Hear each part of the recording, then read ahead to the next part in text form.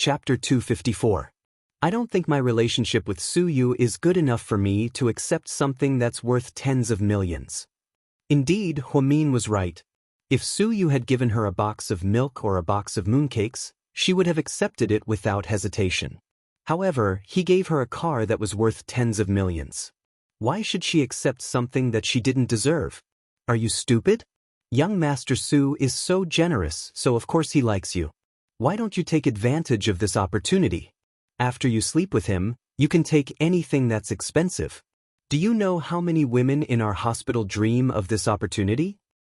I don't know what other people think, but I won't. First of all, I have a boyfriend, so I won't do anything to betray him. Second of all, Su Yu and I won't have any breakthroughs in our relationship. Also, I hope that this will end here. Don't spread this around. I'm scared that if the director hears about this, he'll fire me because of my bad behavior.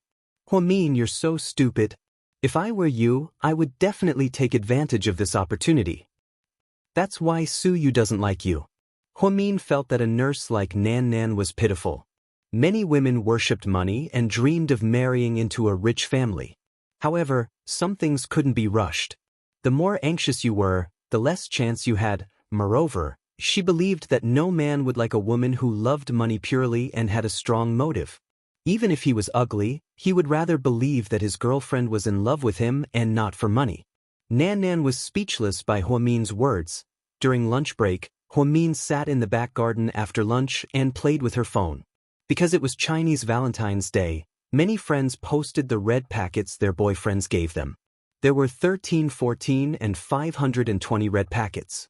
In short, there were all sorts of public displays of affection. Even Zhu Lingling cruelly posted a group photo and a 5,210 yuan transfer record. It was too cruel. After Huamin lamented for a while, she posted on her WeChat moments. She said, I really want to ask the girl who posted her husband's red packets today, where did your husband's secret stash come from? Do you still want to live? Hiding so much behind his wife's back? Zhu Lingling immediately replied, You're just jealous. Is it because your almighty Qin didn't say anything? Huamin was just about to reply when he received a notification of a transfer. Sure enough, it was sent by Qin Chu. Huamin checked the amount. 1, 10, 100, 1,000, 10,000, 100,000. $131,400. Wasn't this lifetime a little too extravagant? Therefore, Huamin took a screenshot and sent it to Zhu Lingling. On the other end, he immediately replied, Our friendship is over. Don't return. Now it's your turn to be envious and jealous, right? Huamin felt really good, then, she replied to Qin Chu, a husband who hides money behind his wife's back is not a good husband. Then I'll ask my lawyer to transfer GK's assets to you. Will your dad hack you to death? No, my dad will probably hack you to death, Qin Chu replied. Huamin was speechless. Mr. Qin, stop messing around. I'm serious, you don't believe that I'll give GK to you? No, I don't believe that your dad will hack me to death, Huamin replied confidently. As expected, Qin Chu didn't reply. After a while, Huamin sent him another message. Hubby. What? Your bank card is amazing, you can transfer so much money. Why is my WeChat account only able to transfer 10,000 at most? What bank is yours? I'll get one too. The first Royal MasterCard Black Card in Dubai. This name sounds so high and mighty. Yeah, it's a diamond and gold-plated credit card. There's no limit to how much money you can spend. Okay, you win. I'll get you a secondary card later. No, I have enough money. I'm afraid that I'll steal all your money. Steal it all you want. I'm yours anyway, why do you care about money? Mr. Rich, let's be friends, Huamin joked. Sure, to show your sincerity, give me a child first. As the couple played around, their love boat capsized. After sending Qin Chu a WeChat message, she was in a good mood. She stood up, put her phone in her pocket, and walked back while humming a song. Upstairs, Su Yu saw Huamin's blissful smile and was almost certain that she had a boyfriend. But why couldn't he find anything even after asking so many people to investigate? Could it be that someone was hiding it on purpose? Also, this person was very capable and could hinder his subordinates' efficiency. "Young master, Miss Xianxia is here. Let her in." Su Yu turned around, his eyes cold as usual. Chapter 255. President Su. Xianxia was one of the most popular actresses. Because she starred in 3 palace dramas, she became one of the 4 most popular actresses in China. She looked pure and sweet, and she was only 24 years old, the same age as Huamin. Imperial Star had a lot to do with the fact that she was able to rise to fame in 3 years. Apparently, she risked her life to stop Su Yu's car, which gave her a chance to become famous. If it weren't for Su Yu's excellent driving skills and his timely braking, Xianxia would have been killed. Not many people dared to imitate her reckless actions. It was her courage that piqued Su Yu's interest in her. As one of Su Yu's girlfriends, Xianxia was one of his favorites. Because she was obedient and knew when to stop, she had been with Su Yu for 3 years. She had made a name for herself in the entertainment industry, and no one dared to break the rules with her. Those who didn't know the truth thought that this girl came from a rich family. However, everyone in the industry knew that she was Su Yu's toy, the kind that could be eliminated at any time. Su Yu turned around and didn't say anything. She immediately put down her Chanel bag, walked over in small steps, and helped Su Yu to the bed. "I just came back from filming overseas. I heard that you'll be discharged soon. That's great news." Xianxia's voice was pleasant, like a baby's voice. Su Yu didn't seem to be in the mood, so he only grunted. "When I was filming in Nanling, I saw that this lighter was really fun. It's an antique and has a lot of local characteristics, so I bought one for you." Xianxia took out a lighter from her bag and handed it to him as if she was presenting a treasure. Su Yu took it and hit it twice. His face was expressionless, and no one could tell if he was happy or angry. "My movie's premiere is next month. Can you go?" Xianxia looked at Su Yu coquettishly. "I'll see." Xianxia nodded and didn't dare to say anything else. Perhaps she could tell that Su Yu wasn't in a good mood. "Haven't you always said that you like pink Lamborghini? I'll give you the one outside." "Huh?" Xianxia didn't expect Su Yu to say that. She was stunned. When she had first walked in, she had indeed seen a diamond-studded pink Lamborghini at the entrance. At that time, she had wondered which woman was so lucky. So it was Su Yu's car. "For me?" Xianxia found it hard to believe. "Yes, it's yours." "Thank you, President Su." Xianxia quickly kissed Su Yu on the cheek. Su Yu grabbed a tissue and immediately wiped off the fragrant lipstick. "I'm sorry, President Su. I'm just too happy to receive such an expensive gift from you. You can drive it away in a while." Su Yu's tone had always been very low, as if he was not in the mood. "Thank you, President Su." Xianxia thanked him several times in a row. It was obvious that she was very excited. She could already imagine that when she drove out later and was photographed by the media, it would definitely make the headlines. By then, all the women in the industry would be jealous of her. Who told her to be lucky enough to work for Su Yu? Su Yu indeed had a bad temper. Most of the time, she felt like she was serving an emperor. She had to be very careful, afraid that she would make a mistake. However, compared to the things she would receive, it was all worth it. After all, the fame and fortune that Su Yu brought to her were things that many women would never be able to obtain in their lifetime. Seeing the unconcealable happiness on Xianxia's face, Su Yu was even more certain that all women liked luxury. But why was Huamin an exception? Why couldn't she be as obedient as Xianxia? Xianxia stayed in the room for 3 hours. Before she left, she specially touched up her makeup. When she passed by the on-call desk, she glanced at Huamin and suddenly asked, "Are you Huamin?" "I am. I heard that you've been taking care of President Su all this time." Xianxia vaguely heard that Su Yu had been treating a nurse named Huamin differently recently. However, she could understand.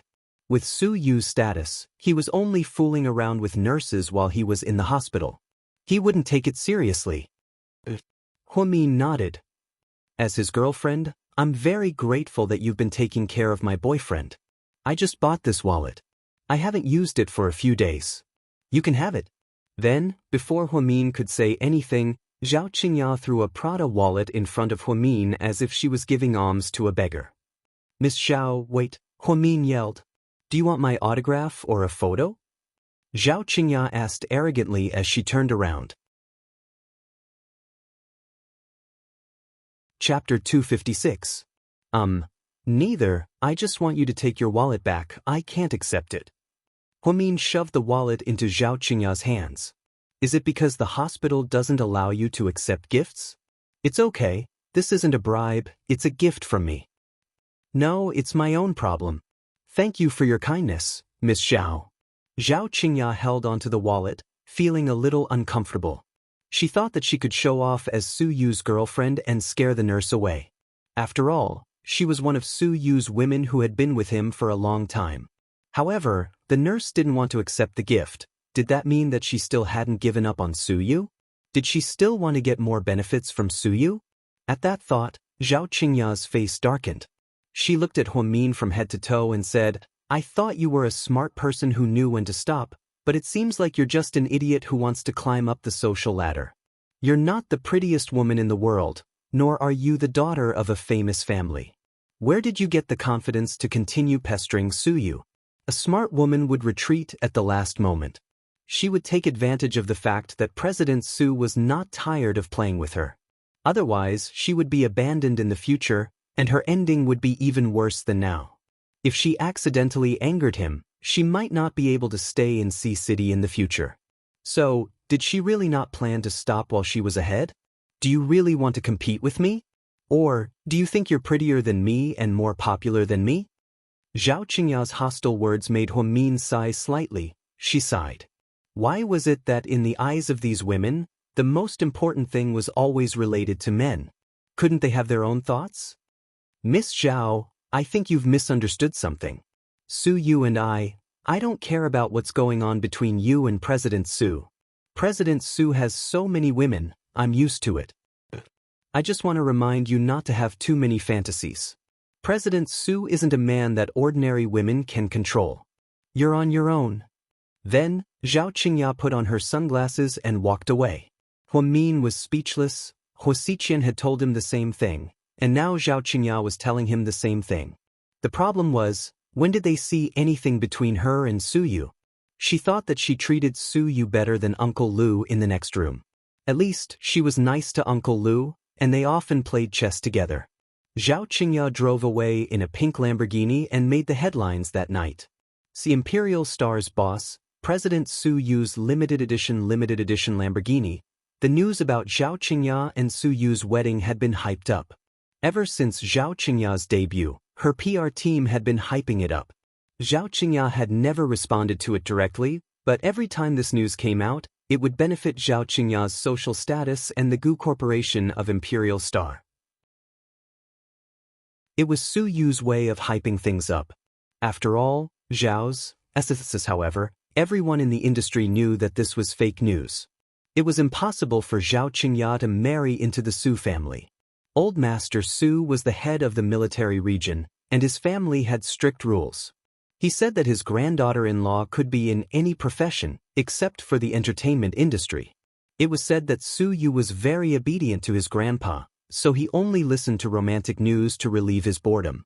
If he really did lose, he would lose. That night, when Huamin was on duty, Nenan held the newspaper and complained, "Look, young Master Su gave away something you didn't want.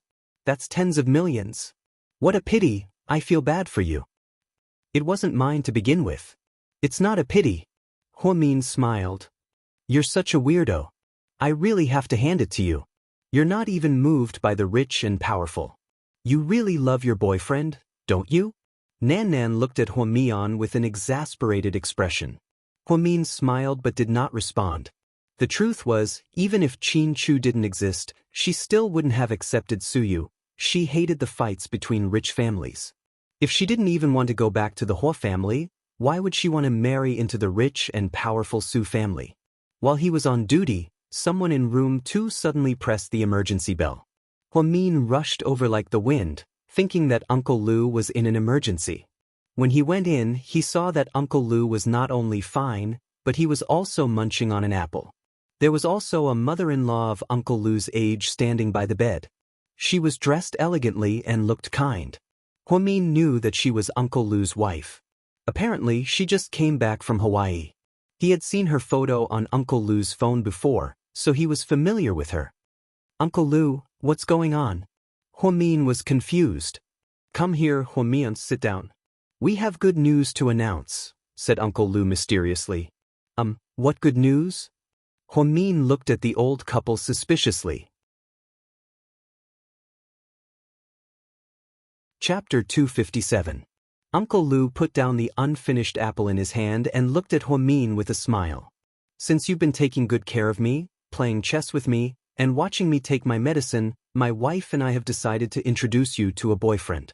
I've been observing you, and you have a good personality. Out of all the nurses in the hospital, you're the most reliable one. You dress plainly, and most importantly, you're not ostentatious. Not many young people are like you these days. That's right. Our family's old Lu has always told me how good you are. I believe that his taste is not wrong. Hey, wait, Uncle Lu, Don't say anything, listen to me. My grandson is already married, so there's no chance of you getting together. However, my fourth brother has a grandson who is about your age. He's an honest guy, and he's serving in the Air Force. He's a company commander now, and he's young and promising. Most importantly, he will continue to be promoted in the future. He lives in S-City, and when you get married, if you don't want to live in S-City, you can continue to work and live here. It's so close, so it won't be a problem. Huamin was sweating profusely. What was going on? They hadn't even met yet, but they were already talking about marriage. The problem was she was already married. Uncle Lu was trying to matchmake her. Huamin immediately stood up. Uncle Lu, I'm sorry I know you're a little embarrassed, so I booked everything for you. My grandson is coming over tomorrow. You two can meet and chat when he comes to visit me. Young people always have things to talk about. It would be best if you two can get together, but if not, you can at least make friends. Uncle Lu was quite open-minded. Uncle Lu's boss chimed in, that's right. That kid is definitely reliable. He's a little old-fashioned, but he's very reliable. Don't worry, we won't cheat you. I know you mean well, but the problem is, I'm all ready. Oh, turn on the TV. Don't miss the news. Uncle Lu slapped his forehead and immediately looked for the remote control. Uncle Lu's wife also got busy and ignored Huamin's protest. Huamin quietly walked out of the hospital room. It seemed like she was going to have another ridiculous blind date. If Mr. Qin found out, he would probably beat her to death. She shuddered at the thought. The next morning, sure enough, before Huamin got off work, Uncle Lu's grandson came. In order to lighten the mood, Uncle Lu purposely asked the two of them to take a walk in the back garden and chat. Hello, my name is Lu Ji. The man with a square face and a dark temper took the initiative to introduce himself. Hello, my name is... You're Huamian, right? I heard from my third grandpa that you're a very special girl. No, it's just that my temper is a little worse than the other nurses. I'm a little impatient. Huamin smiled. It's good to be in a hurry. Impatient people have a sense of time and won't be late. I hate people who are late the most. In our army, we can't make any mistakes. Yes, I heard from Grandpa Lu that you're a company commander. You're quite impressive. What's so great about that? My military rank is the lowest in my family. My goal is to become a regiment commander at the very least. Huamin nodded. She didn't have anything to say and felt a little awkward. Then what do you think of me? To be honest, I don't have time to date in the army. So, if I'm interested in a girl, I'll just ask for her opinion. Don't mind my recklessness, the square-faced man suddenly said straightforwardly. Chapter 258.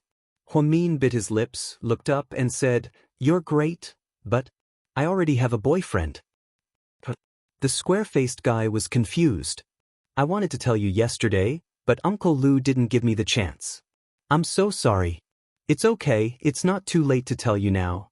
You're very honest. We have to be honest. I'm really sorry if I caused you any trouble. Don't worry about it, the men in the Liu family aren't promiscuous or perverted. We still have to be tolerant. Huamin, although the square-faced guy wasn't good with words and wasn't as pretentious as the forensic doctor, he was still a weirdo. Every sentence he said was classic, and Huamin almost laughed out loud. After the two of them finished talking, they walked back and unexpectedly bumped into Suyu at the door. Blind date? While Suyu was taking a walk, he heard a few gossipy nurses secretly gossip about Huamin's blind date. He was so angry that he wasn't even in the mood to take a walk, so he went straight to the back garden. Before Huamin could answer, Suyu glanced at the shoulder patch on the square-faced guy's military uniform and sneered, "Just a company commander?" "Yes, company commander." The square-faced guy nodded. "I say, Huamin couldn't stand it anymore and wanted to say something. "However," Suyu said recklessly, "a company commander wants to come to South Side to pick up girls? Who gave you the confidence? Don't you know that any of the patients here can earn more in a month than you can in your entire life?" "Suyu, you're crossing the line," Huamin warned him with a dark expression. The square-faced guy was Uncle Lu's grandson, so why did he have to be so sarcastic? "Huamin, this is your boyfriend, right? I think you should reconsider if you want to continue with him. Men who are too narrow-minded usually don't have much potential." After speaking, the square-faced gentleman and Huamin nodded and left. Normally, Suyu would fly into a rage after hearing this, but he was exceptionally calm today. This was because that brat actually mistook him for Huamin's boyfriend. He was very happy about this.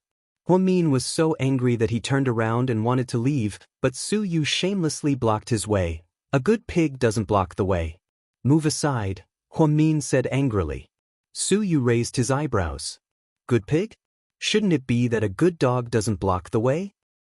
I think your character is far inferior to dogs.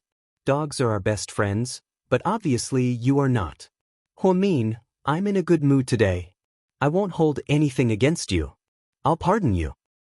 But I'm not in a good mood today. Move aside, I'm going home after work." "Damned girl, wait, I have something to say." "Hurry up, I don't have much time."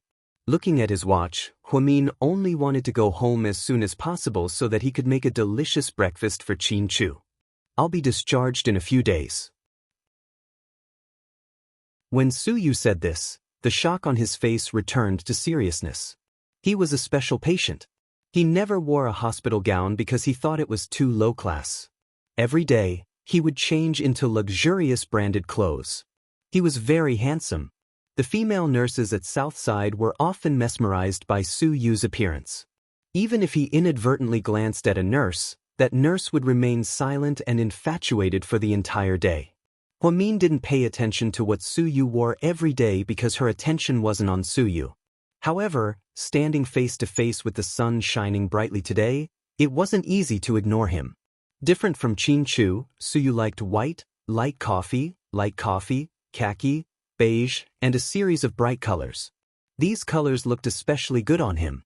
Wearing a custom-made Ferragamo white long-sleeved shirt with English letters printed on it, it was simple but luxurious. Suyu was the kind of man who was born with a temperament. Even if he wore clothes from a street stall that cost 20 yuan, others would think that it was a luxury item worth more than 100,000 yuan. "Congratulations, you should be discharged soon." Huamin immediately agreed. "Before I leave the hospital, I have something to tell you." "Speak." Huamin stared at Suyu in confusion. She felt that he was a little strange today. Suyu cleared his throat. He was obviously a little nervous because the women around him had always taken the initiative to come to him. Since he was young, he had never taken the initiative to make a move, so he was a little at a loss. "Big brother, if you don't say it, I'm leaving." Seeing Suyu hesitate, Huamin lost her patience. "Huamin, follow me from now on, okay? I'll be good to you." After Suyu said this, he immediately turned his face to the side, afraid to look into Huamin's eyes. Huamin's raised foot stopped in place. Was Suyu confessing to her? Chapter 259. It was probably Suyu's first time confessing to someone, so he was more reserved. He didn't say anything sappy like, or, love. He only said, If you follow me from now on, I'll treat you well. How could Huamin not understand such simple and straightforward words?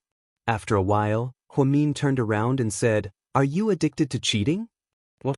Su Yu furrowed his brows. "Don't you have a girlfriend? Now you're saying these things to me, isn't that cheating? In our country, monogamy is the norm. If you cheat, you'll be called a scumbag. For the sake of your image, please don't do this. Those aren't real girlfriends, they're just women at most." Su Yu was very clear about this. All these years, including Zhao Qingya, his relationship with those women was all about money and sex. He was just trying to pass the time. None of them were sincere, they were all tricks. Therefore, Su Yu didn't think that he was cheating. On the other hand, Huamin made it sound very serious. "Oh, then maybe I'm out of date, but I have a boyfriend too. I don't want to be called a scumbag for cheating. Also, the most important thing is that I won't leave my boyfriend. Our relationship is very good and stable. Thank you for your love. I wish you good health and a happy career." With that, Huamin walked away. Good health? A happy career? What a weird woman. Did she have to be so different even when rejecting someone? Su Yu's face completely darkened. His first confession in his life was like a bucket of cold water being poured over him. When he returned to his room, he was still depressed. He took out his phone and asked in a WeChat group that he had a good relationship with. "I like a girl, but she has a boyfriend. What should I do?"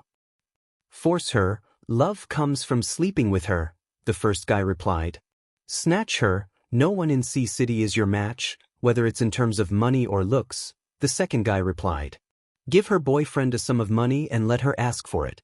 Then you take advantage of the situation," the third guy replied. "Just ask her what she wants and fulfill all her wishes. Then, sleeping with her won't be a problem," the fourth guy replied.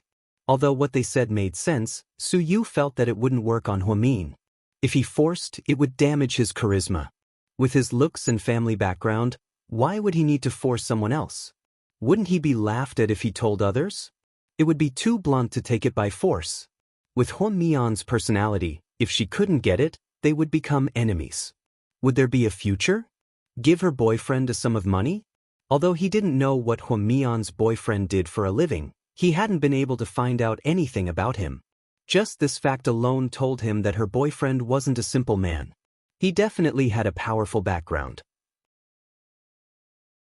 He had tried to fulfill any of her wishes before, and she even mocked him for being the genie. Therefore, in summary, none of these were valid. It was equivalent to asking for nothing. "Su? Is there a beauty in Sea City? Su? Why is young Master Su so sad?" One of his friends gossiped. As one of the four princes, Wei Liao had a good relationship with Su Yu. When he saw Su Yu's message in the group, he sent a laughing emoji. Then he said, "Men don't care about loyalty, they just don't have enough temptation. Women don't care about loyalty, they just don't have enough leverage to betray. If you have enough leverage, there's nothing you can't do." After Su Yu read it, he thought about it and still felt depressed. After he was discharged from the hospital, it would probably be even harder to see Huamin. Huamin was going to go straight back to Imperial Park after work, but she received a call from Jixin. She immediately went to Jixin's school. Jixin was standing in front of a yellow sports car, looking at his sister with a heavy heart. "Sis, is my car pretty? Where did you get it?" Huamin frowned, seemingly unhappy. "A few days ago, a company sponsored our school to design an eco-friendly electric car. My design won first place, and this is the sponsor's reward. Isn't that a good thing? Your expression doesn't look right." Huamin immediately saw through her brother's thoughts. Jixin lowered his head and thought about it. Then he said, "Sis, I don't want to lie to you. The sponsor is GK Corporation." Upon hearing this, Huamin's expression changed slightly.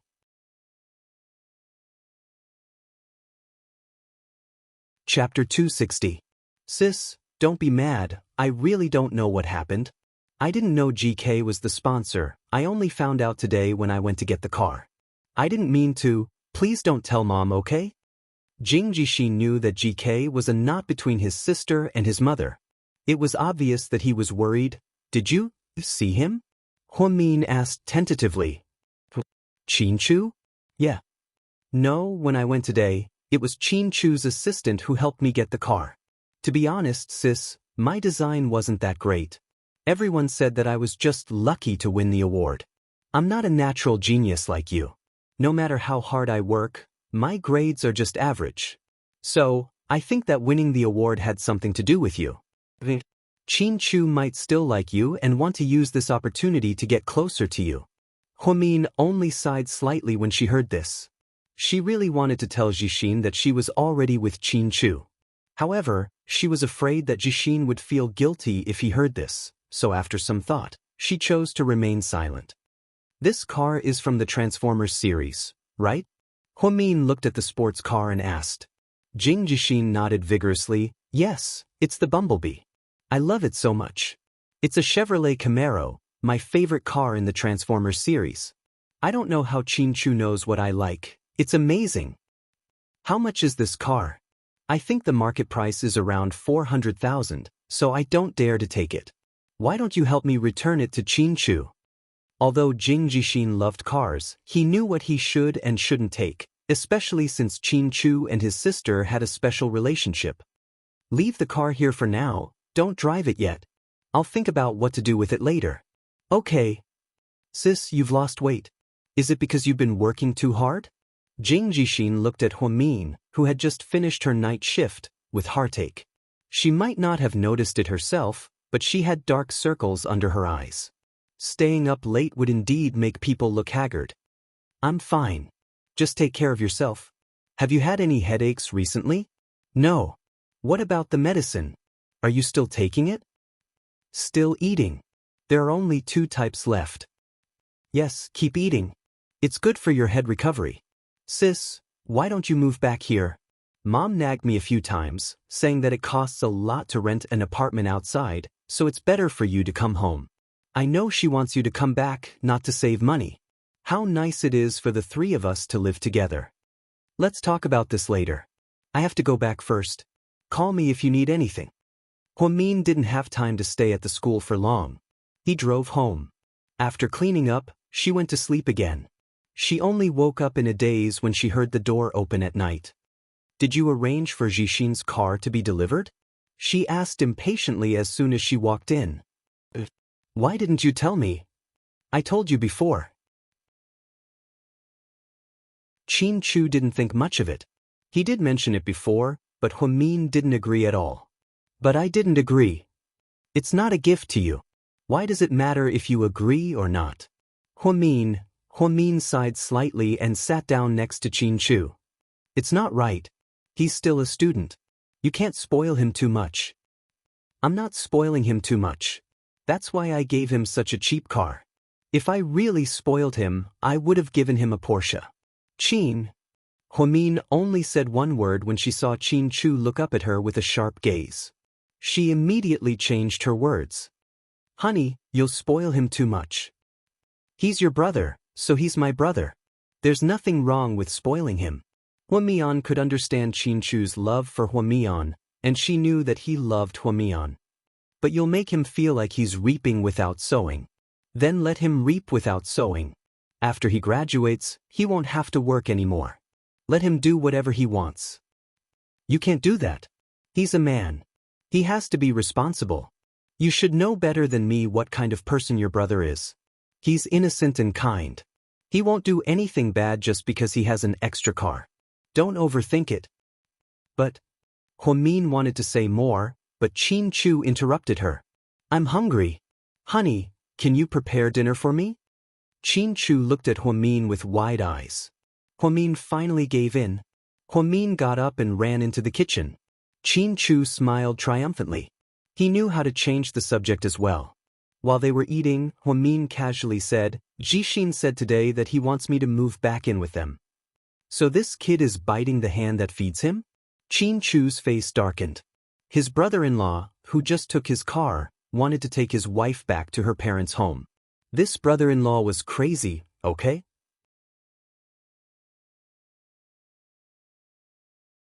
Chapter 261. Of course not, Jixin doesn't even know that we're married. He thinks that I'm renting an apartment by myself and is quite worried about me. So, I think you should tell him when you have time. Otherwise, he might suddenly have other ideas in the future. Huamin smiled. He knew what Qin was referring to, but about the car, I think it's better. About the car, you two can talk about it. If you think that he's too extravagant, you can switch cars with him. Huamin immediately shut his mouth. Driving a Volkswagen was already extravagant enough. Did he really want to switch to a yellow sports car? She would drown in the saliva of the nurses at Southside. They would definitely think that she switched cars because she had a sugar daddy. She didn't want to talk to Qin about Jixin's car. The truth was, in Qin opinion, if it weren't for the fact that he didn't want Huamin to be unhappy, he really would have given Jixin a Porsche. Otherwise, if people found out that he was Qin brother-in-law and drove a car that cost a few 100,000 yuan, wouldn't he feel embarrassed? Yes, he still had to slowly instill the idea of switching cars into Huamin's head. Next time, he would do some research and get his wife a new car. Otherwise, every time he saw Huamin's Volkswagen, he would feel like he was dancing in a show. After dinner, Huamin took a shower and went to bed. She had been staying up too much lately and didn't sleep well, so she had dark circles under her eyes. She walked to the counter in the bathroom, took out the eye cream that Qin prepared for her, and rubbed it over and over again. Finally, she lay on the bed. Qin was still working in the study. When Qin finished, he was surprised to see that Huamin was still awake. He was watching a variety show on his phone. "You're still awake?" "Yeah, I slept too much during the day. Your biological clock is upside down." Qin felt a little bad. Then, he climbed onto the bed and naturally wrapped his arms around Huamin's shoulders. "You're done? Are you tired?" "I'm used to it. It's just work." "You haven't been home much recently. Won't your parents be unhappy?" Huamin asked carefully. "If I leave and you're alone at home, I'll be worried. I'll just go there for dinner once in a while," Qin said as he gently stroked Huamin's hair. His movements were very gentle. "If we could turn back time 7 years ago, would you still choose to know me?" Huamin suddenly asked sadly. Qin thought for a moment and replied seriously, "If we could turn back time 7 years ago, I would have gone to get the visa a week earlier. Then we would have gone to the United States together. That way, we wouldn't have missed the next 7 years." In Qin opinion, being separated from Huamin for 7 years was the biggest regret in his life. Huamin buried her head in Qin chest, an indescribable feeling in her heart. She felt sad and touched. "What about you? If we could turn back time, would you still want to be with me?" Qin suddenly asked without confidence. He was a little worried about Huamin's answer. If they could turn back time and not be together, Huamin's stepfather wouldn't have died. Perhaps Huamin would still be a happy family of 4. Huamin tightened her arms around Qin waist. After a while, she said, "I don't regret anything that I've done in the past. Even though I know it's a tragedy, if we could turn back time, I would still be stubborn. I believe that it wasn't a coincidence that you were able to appear in front of me in the vast sea of people. This is fate, our destiny."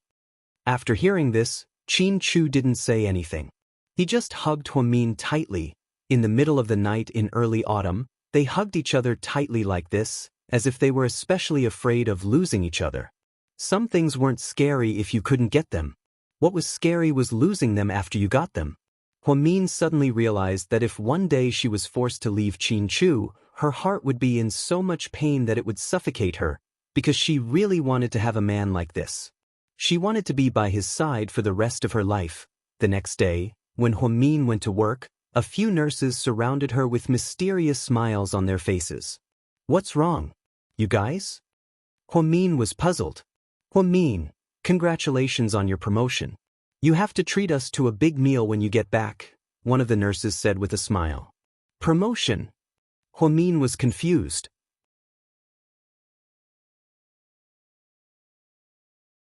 Chapter 262. "Yeah, you don't know yet, right? We heard about it a long time ago. That's why I say you're not up to date." "I really didn't know." Huamin rarely paid attention to the hospital's gossip. He was only responsible for taking care of the patients in his own area, so it was understandable that he wasn't up to date. "You should be careful this time. Tingting will probably be pissed off." She applied for it a few times before but never got it. Now that you're suddenly promoted, she'll probably be pissed at you. Yeah, Ting Ting and Nan Nan are different.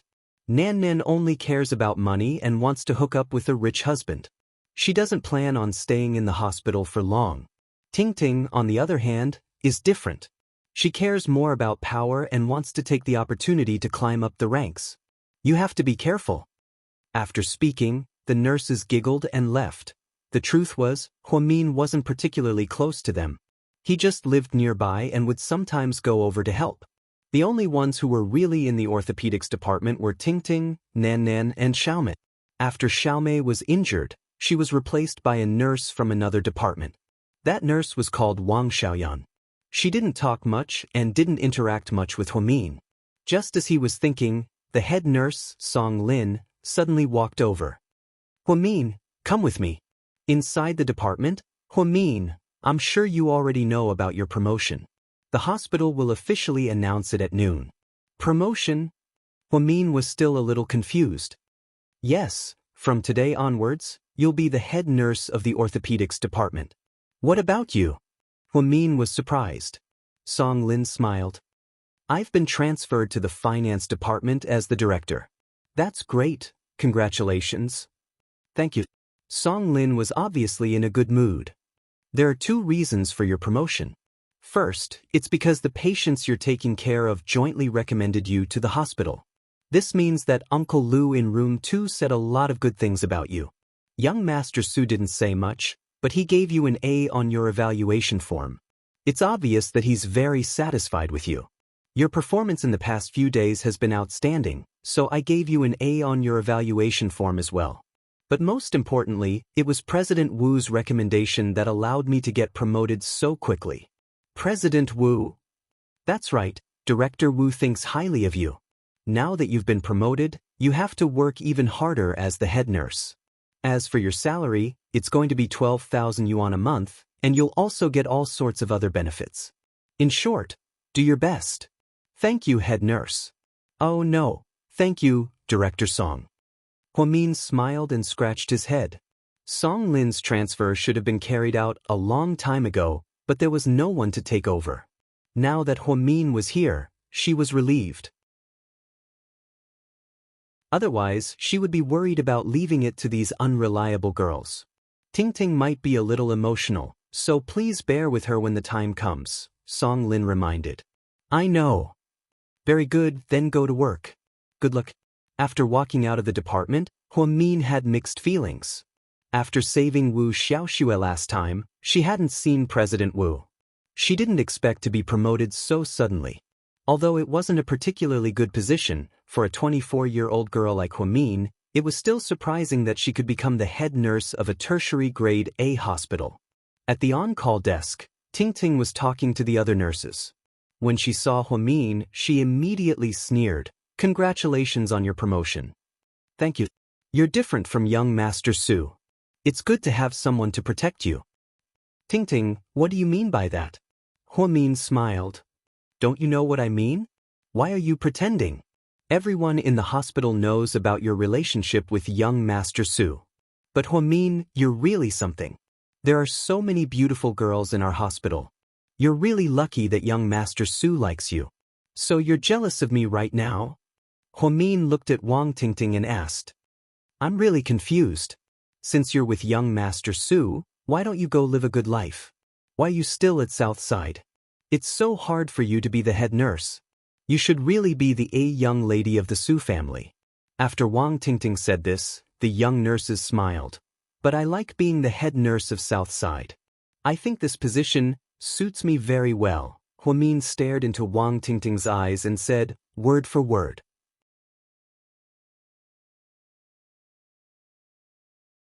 Chapter 263. You?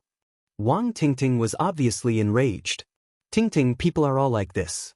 If you respect me, I'll respect you. I know you're not happy about it, but I didn't do anything to get promoted. It was the hospital's decision. Isn't that because President Wu favors you? Everyone says that you had an affair with President Wu back at the first hospital. Wang Tingting was so angry that she didn't choose her words carefully. You can eat whatever you want, but you can't say whatever you want. You sound so convincing, but do you have any evidence? Plus, if I really had an affair with President Wu, do you think I would still be the head nurse? Maybe you're just trying to show off. I don't want to explain too much. Anyways, if we can get along well, then we're colleagues. If you can't stand me and think that saying nasty things every day makes you feel better, then you can continue. But, in the future, when you're on duty, don't ask me for help. I won't help you even once. I don't need your help either. Do you really think I'm Huato? Fine, we'll see. Huamin understood people like Wang Tingting very well. Just like He-Man, she was the type with a dark heart. On the surface, she was nice to you, but she just couldn't stand you doing better. If you did better than her, then she wouldn't be happy. Therefore, there was no need to be afraid of people like her. There was no need to argue with them. It was best to just ignore them. Especially now that Wang Tingting was under Huamin. If she wanted to torture Wang Tingting, she had hundreds of ways to do so. But she didn't want to because she felt that it was too boring. If a person thought about scheming against others and taking revenge on others every day, then their life would be ruined. A person who lived in hatred and resentment would not have a future. Huamin wasn't that stupid. From the first day that Suyu was hospitalized, other than Huamin, no one else was allowed to enter his room. Gradually, Huamin became Suyu's personal nurse, even though she never really took care of him. But to Suyu, she was already a special existence. Routine ward rounds. How are you feeling today? Are you feeling unwell? No. Suyu didn't seem to be in a good mood. He kept playing with his phone. You must take your medicine on time and pay attention to your injured knee. You can't do any strenuous exercise for a while. Hearing this, Suyu looked up at Huamin and asked, So what do you mean by strenuous exercise? I don't quite understand. Can you make it clearer? Huamin understood what he was implying, and his cheeks burned. Don't run or jump, and don't race. It's very dangerous. If it recurs, it will be even more serious than this time. Really? Then, what if it was a physiological aspect? Can I just be a little more passive? Suyu asked mischievously. Sorry, this is not my job scope. You can ask experts in this field. After speaking, Huamin turned around and walked out. Suddenly, she thought of something and turned around to look at Suyu. Suyu, thank you for your A. After speaking, she opened the door and left. Suyu had a complicated expression on his face. He really should have picked D's on the evaluation form and given her a terrible review. However, he just couldn't bring himself to do it. In all fairness, Huamin was a very competent medical staff. If he gave her D's and gave her a bad review, it would mean that he was using his position to get even with her because she rejected him. That would make him seem ungentlemanly. Young master, Mrs. Hua sent someone over to help you pack your things. You'll be discharged tomorrow. Come in. Suyu didn't seem to be in the mood. After living here for so long, he suddenly didn't want to leave. He wasn't excited about returning to his luxurious nightlife, and he wasn't happy about being able to do whatever he wanted. All of this was because of a brat named Huamin. In the afternoon, Huamin was writing down the next month's duty schedule in the department. Suddenly, there was a knock on the door. Come in. When Huamin looked up and saw who it was, he froze and was very surprised. Why are you here?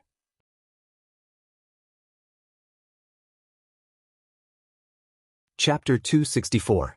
Why can't I be here? Wu Xiaoxue was wearing a black dress and a red beret. Her belly was slightly swollen due to her pregnancy, and it was obvious that she was pregnant. Oh, what's up? Huamin didn't want to argue with Wu Xiaoxue because she had a lot of work to do. I just passed by a Hong Kong-style restaurant, so I brought you some afternoon tea. After speaking, Wu Xiaoxue placed the bags of food on the table. Huamin glanced at the bags. There was quite a lot of food, milk tea, desserts, and macarons. Wu Xiaoxue, did the sun rise from the west today? What are you doing? Huamin put down the pen in her hand. She was no longer in the mood to write. Know how to repay kindness, Wu Xiaoxue said simply. Huamin immediately understood what she meant. To be honest, she never thought that Wu Xiaoxue would be grateful. She thought that she would say that she was meddling in other people's business. No need, I would have saved anyone, Huamin said nonchalantly. Huamin, I really admire you. If it were me, I definitely wouldn't save a love rival, especially when I was against you in the past. That's why you're not me. Huamin smiled. Uncle is right, you're an amazing woman. I, Wu Xiaoxue, have never admired anyone in my life, but you really made me look at you in a different light. If it weren't for you, I know that the child wouldn't still be here. After speaking, Wu Xiaoxue subconsciously rubbed her belly. That's why you need to be careful when you drive in the future. You're pregnant. I will. Anyways, thank you. You're Ning Ziyuan's ex, and I will continue to hate you. But that's that. You saved me, and I'm not an ungrateful person. I owe you this time, and if I need you in the future, I will repay you. No need, I didn't want you to repay me when I saved you. I hate how arrogant you are, as if you're the savior of the world. As long as you save the world, you don't need the world to repay you. But I finally understand why you're so successful. Huamin didn't say anything because she suddenly didn't know what to say. I heard that you were promoted. Work hard. I hope that one day, I can compete with you in the operating room. Everyone says that you're good, but I'm not convinced. I'll wait for the day you become a doctor, and I'll work hard too. After speaking, Wu Xiaoxue didn't wait for Huamin's and left. Looking at the tea on the table, Huamin's lunch, Wu Xiaoxue was a person's she's, but at least she could tell right from wrong. Knowing that she was the one who saved her life, perhaps that was enough. Ants was to save this plus she was Ning Ziyuan's wife after all. No matter what happened in the past, she couldn't ignore 2 lives like a stranger. After another night's shift, 10 luxury cars arrived at Southside at dawn. They were all luxury sports cars like Ferraris, Lamborghinis, and Porsches. One of them was a limited edition Rolls-Royce Phantom. Apparently, it was Lady Su's car. Su Yu was being discharged from the hospital today. Everyone knew about it. The welcoming ceremony was very grand. Su Yu was almost fully recovered, so he walked out of the room without anyone's help. He walked very slowly because he really wanted to see Huamin send him off and say something to him. However, after looking around, he didn't see Huamin. Young master, Miss Hua went to a morning meeting. One of the bodyguards reminded him. Why are you talking so much? You don't want your job anymore? Su Yu scolded in annoyance. No. The bodyguard immediately shut up. It's about time. Everyone's waiting for you at the hotel. Let's go. Lady Su smiled gently. Before Su Yu left, he looked back reluctantly. Huamin still didn't come. Huamin didn't come downstairs until the car was far away. Head nurse, young Master Su was discharged, Nanan said. That's a good thing, he's finally gone. Huh? Don't you feel a little sad? Nanan looked at Huamin in disbelief.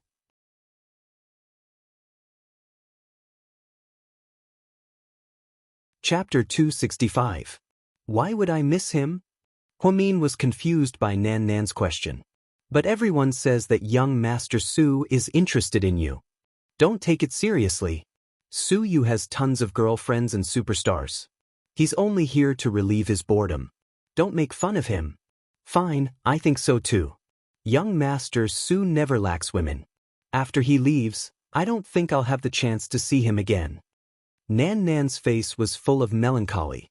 Huamin smiled and didn't say anything else. Avoiding Su Yu was the best way for her to deal with the situation.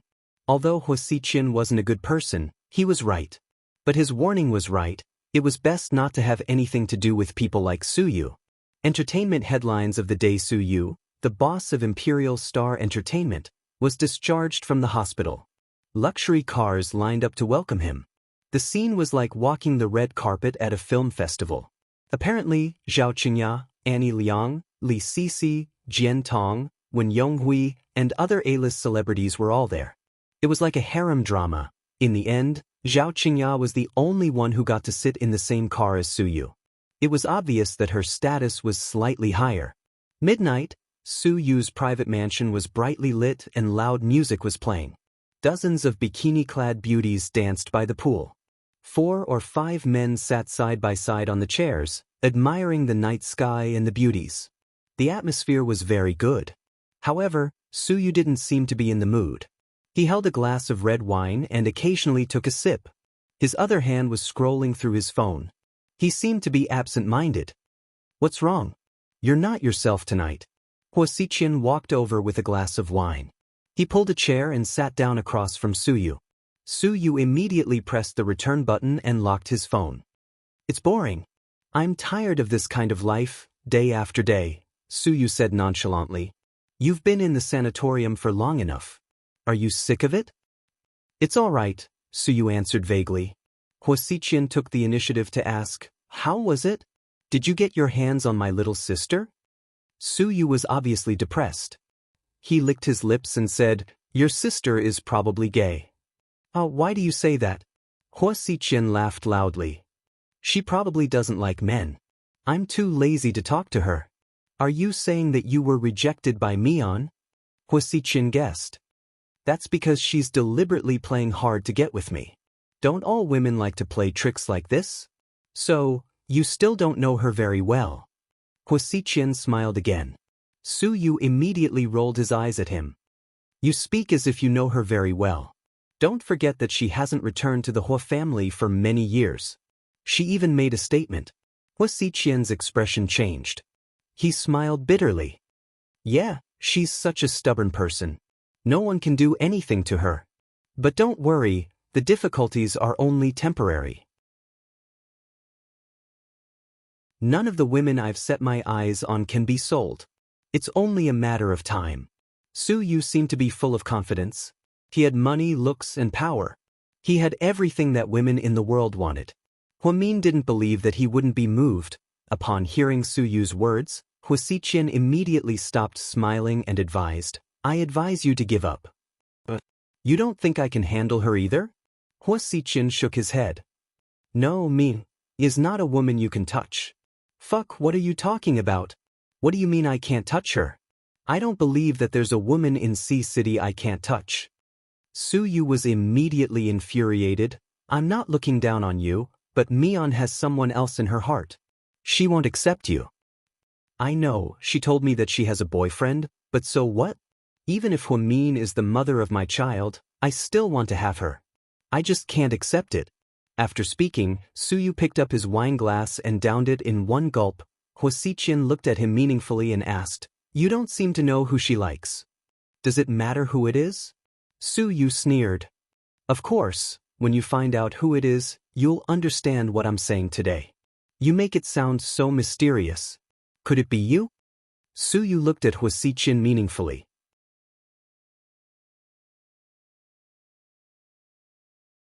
Chapter 266. "Of course not, Mian is my little sister." "She's not your biological sister," Suyu said. Huo Xiqian's eyes seemed to flash with something. "You're thinking too much, Lord Su. I don't like Mian's type." "Yeah, you've always liked 3060 and above." You know me best." Then Huo Xiqian and Suyu chatted and stopped talking about Huo Min. However, they had also discovered something about each other. Huo Xiqian realized that Suyu was really interested in Huo Min. Because when he came over, he glanced at Suyu's phone and saw that it was a photo of Huo Min. Although he quickly pressed the return button, he still saw it. Suyu also realized that every time Huo Min was mentioned, Huo Xiqian's expression was more or less uncomfortable. Although he tried his best to hide his emotions. But who was Suyu? He wasn't a stupid wastrel with a lot of money. He was someone who had been in the military for N years. He was an elite in the special forces, and his skills and intelligence were top-notch. With his sharp intuition, he felt that Huo Xiqian's feelings for Huo Min weren't that simple. That wasn't how a sister should feel. Huo Min's promotion was actually very low-key. Other than the people in the hospital, she only told Qin Chu. But when she casually mentioned it, Qin Chu immediately ordered a table of hot pot at Orange Jasmine. Orange Jasmine hot pot was famous for its spicy ingredients. Because the ingredients in the hot pot were fresh and spicy, it was very popular. Also, because it was a high-end restaurant, even the beef was top-notch beef raised on a farm. So, it was said that a single hot pot meal cost tens of thousands of yuan. Qin Chu not only ordered hot pot, but also volunteered to make an appointment with Gao Ran and Zhu Lingling for her. Thus, when the four of them gathered for dinner again, The atmosphere changed again. A new car. Looks like a new man. What does it have to do with you? Zhu Lingling glared at Gao Ran. I'm just wondering, which man is so blind to look for you? There are many blind men out there. No matter how bad I am, I'm still better than you. You're still single at this age. You deserve to be unlucky. Who are you calling a bachelor? Let me tell you, there are a lot of people chasing after me. There are baskets of policewomen in our unit alone. Do you understand? Baskets after baskets of potatoes, right? Are you sure it's a woman? Zhu Lingling refuted. Gao Ran and Zhu Lingling, this pair of sworn enemies, would fight whenever they met. It was as if they were born to be natural enemies. Huamin watched the drama unfold from the side and was extremely happy. Qin Chu, on the other hand, was calmly eating hot pot and even putting meat into his beloved wife's bowl. Hey, can you two stop being so lovey-dovey? Are you trying to kill us single dogs? Gao Ran yelled in dissatisfaction. Hey, it's not us, it's you. I'm not single, Zhu Lingling emphasized. You'll be single very soon. How dare you curse me? If I really break up this time, I'm going to. If you break up, you'll be dating Gao Ran. You two are a good match, Huamin suggested while eating hot pot. Fine. Please forgive me, don't harm me. My eyesight is very good, I'm not blind. It's okay, you'll go blind sooner or later. Huamin laughed. Qin Chu, can you control your wife? It's broad daylight, how can you curse a good cop like this? Gao Ran looked at Qin Chu for help. My wife's words make sense. Damn, you're a total wife con now. You're hopeless, you've been poisoned too deeply. That's why a poor single dog like you can't experience the feeling of being in love. Zhu Lingling laughed. You guys eat bye. After speaking, Gao Ran pretended to get up and leave.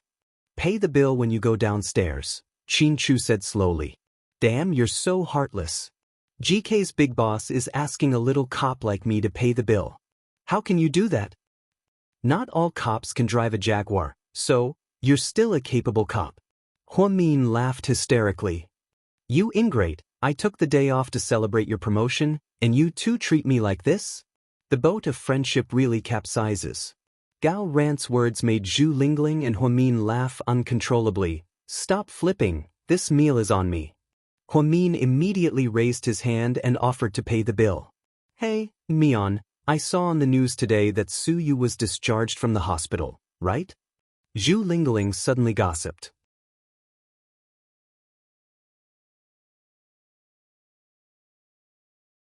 Chapter 267.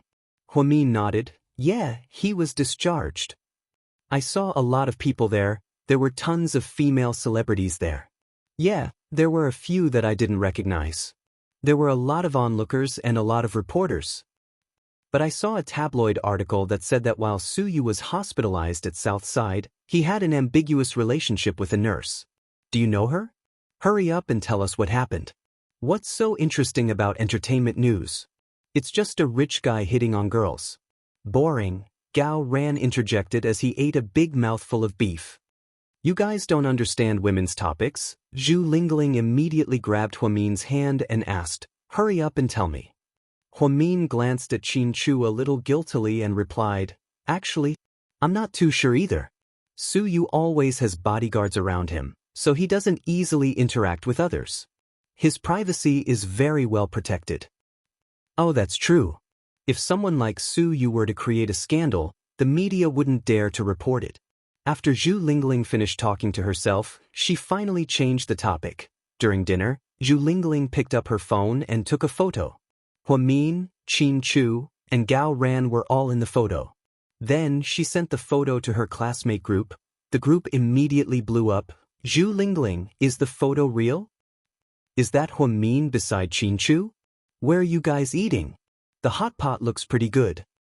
Zhu Lingling immediately rolled her eyes and scolded, these idiots, don't they know what's important? Not long after, Lu Xing joined in and asked, is this orange jasmine?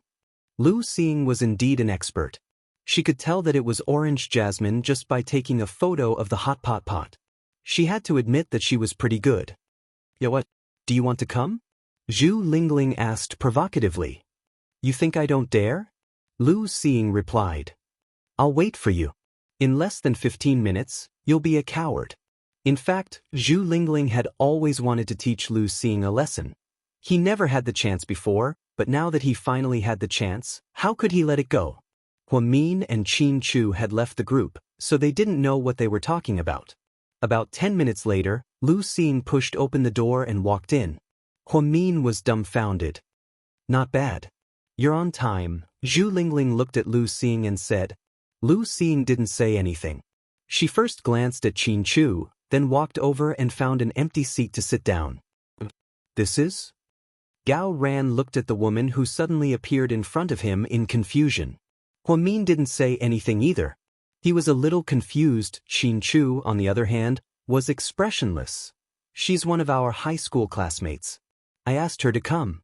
I didn't think she would actually come, Zhu Lingling explained. Qin Chu, have you been busy lately? Lu Xing looked around, and her gaze finally stopped on Qin Chu's handsome face. Qin Chu didn't seem like he was going to answer. He picked up a shrimp with his chopsticks and carefully placed it in Huamin's bowl. Zhu Lingling smiled proudly. Today, we're here to celebrate Huamin's promotion. But yeah, you got promoted? Congratulations. Lu Xing glanced at Huamin and said unhappily. Thank you. Qin Chu, my dad said that our companies have been working together, and Uncle Qin personally suggested it. It must be a good project.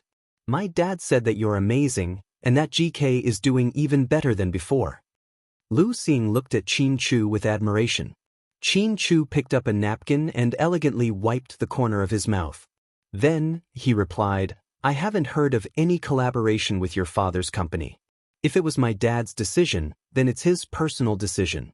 The board of directors would never approve it.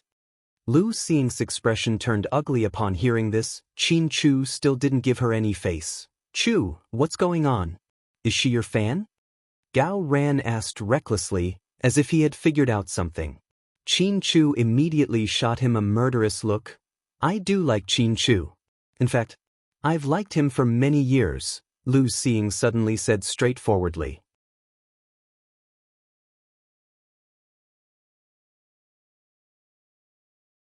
Chapter 268. Huamin looked at her in surprise, unsure of what she was trying to do. Gao Ran was also confused. You have to pick the right time to confess, and you obviously picked the wrong time. Plus, you already know that Qin Chu likes Huamin, yet you still want to get involved. You must be crazy, Zhu Lingling mocked. There's nothing wrong with loving someone, why can't I say it? Huamin felt a little awkward, so she glanced at Qin Chu. Are you full? Qin Chu asked gently. Huamin nodded. Qin Chu picked up a tissue and gently wiped Huamin's mouth in front of everyone. Then he held her hand and said, Let's go. Qin Chu pulled Huamin away, obviously not welcoming the uninvited guest, Lu Xing. Zhu Lingling looked at Lu Xing triumphantly. I'm sorry, I didn't even treat you to a bite. It's almost time, come earlier next time. Lu Xing was so angry that her face turned pale. Gao Ran looked at Lu Xing sympathetically, and then followed her downstairs. After they got home, Huamin sent Zhu Lingling a WeChat message to ask about the situation. Then, she felt sorry for Lu Xing as if she was played by them. Lingling, don't do that again. So what? Lu Xing, that scheming bitch, used to talk about how close she was to Qin Chu in the group chat. The truth is, Qin Chu doesn't even care about her, it's just her own wishful thinking. Wishful thinking is her own business, but she's right, there's nothing wrong with liking someone. We don't have the right to laugh at her, nor do we have the power. Huamin felt a little uncomfortable about teasing Lu Xing tonight, but she knew that Lingling was just helping her out. Got it, big sis? Be good, I'll treat you to good food another day. Go to bed early. After sending a WeChat message to Lingling, Huamin saw Qin Chu watching TV on the sofa. There was no expression on his face. She didn't know if he was angry. Lingling was indeed too much. Therefore, she walked over with small steps and sat down beside Qin Chu. Do you want some fruit? No. Do you want some water? Do you want supper? Mian, we just ate. Qin Chu looked at Huamin helplessly. You're not angry, are you? What are you angry about? Just now. Ling called Lu. What does that have to do with me? Qin Chu said casually. Then, what do you think about Lu Xing's confession? Huamin asked tentatively. Actually, this was what she really wanted to ask. Someone confessed to her husband right in front of her. Needless to say, she didn't feel good about it. What do you want me to think? Qin Chu smiled and looked at Huamin. How would I know what you think? Oh, Lu Xing is a good person. She's pretty. Is she? Why do I think she's just average looking? Huamin wasn't convinced. I think she's pretty. Really? Compared to me? As expected, when Huamin was childish, his IQ instantly dropped to 0. Qin Chu held back his laughter and replied, compared to you? About the same. We both have our own merits.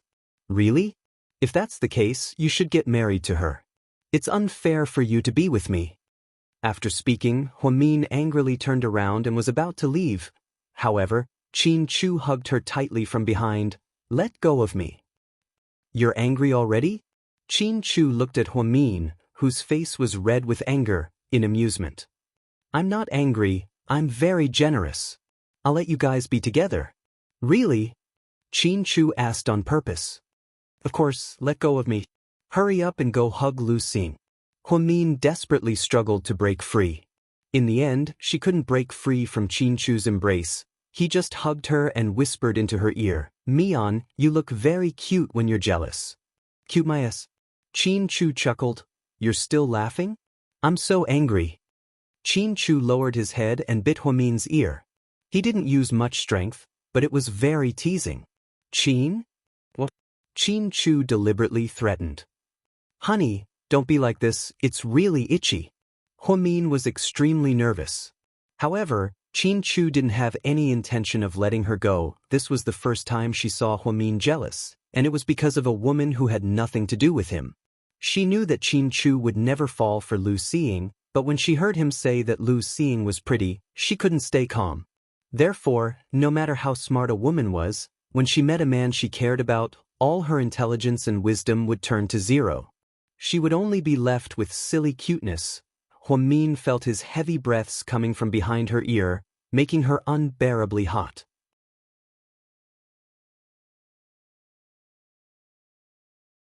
Chapter 269. Huamin was a rather conservative person. She only had a comprehensive understanding of the relationship between men and women from books. As a medical professional, she could only objectively analyze from a physiological point of view. However, she lacked clinical experience. Other than that one drunken impulse 7 years ago, she had no other experience.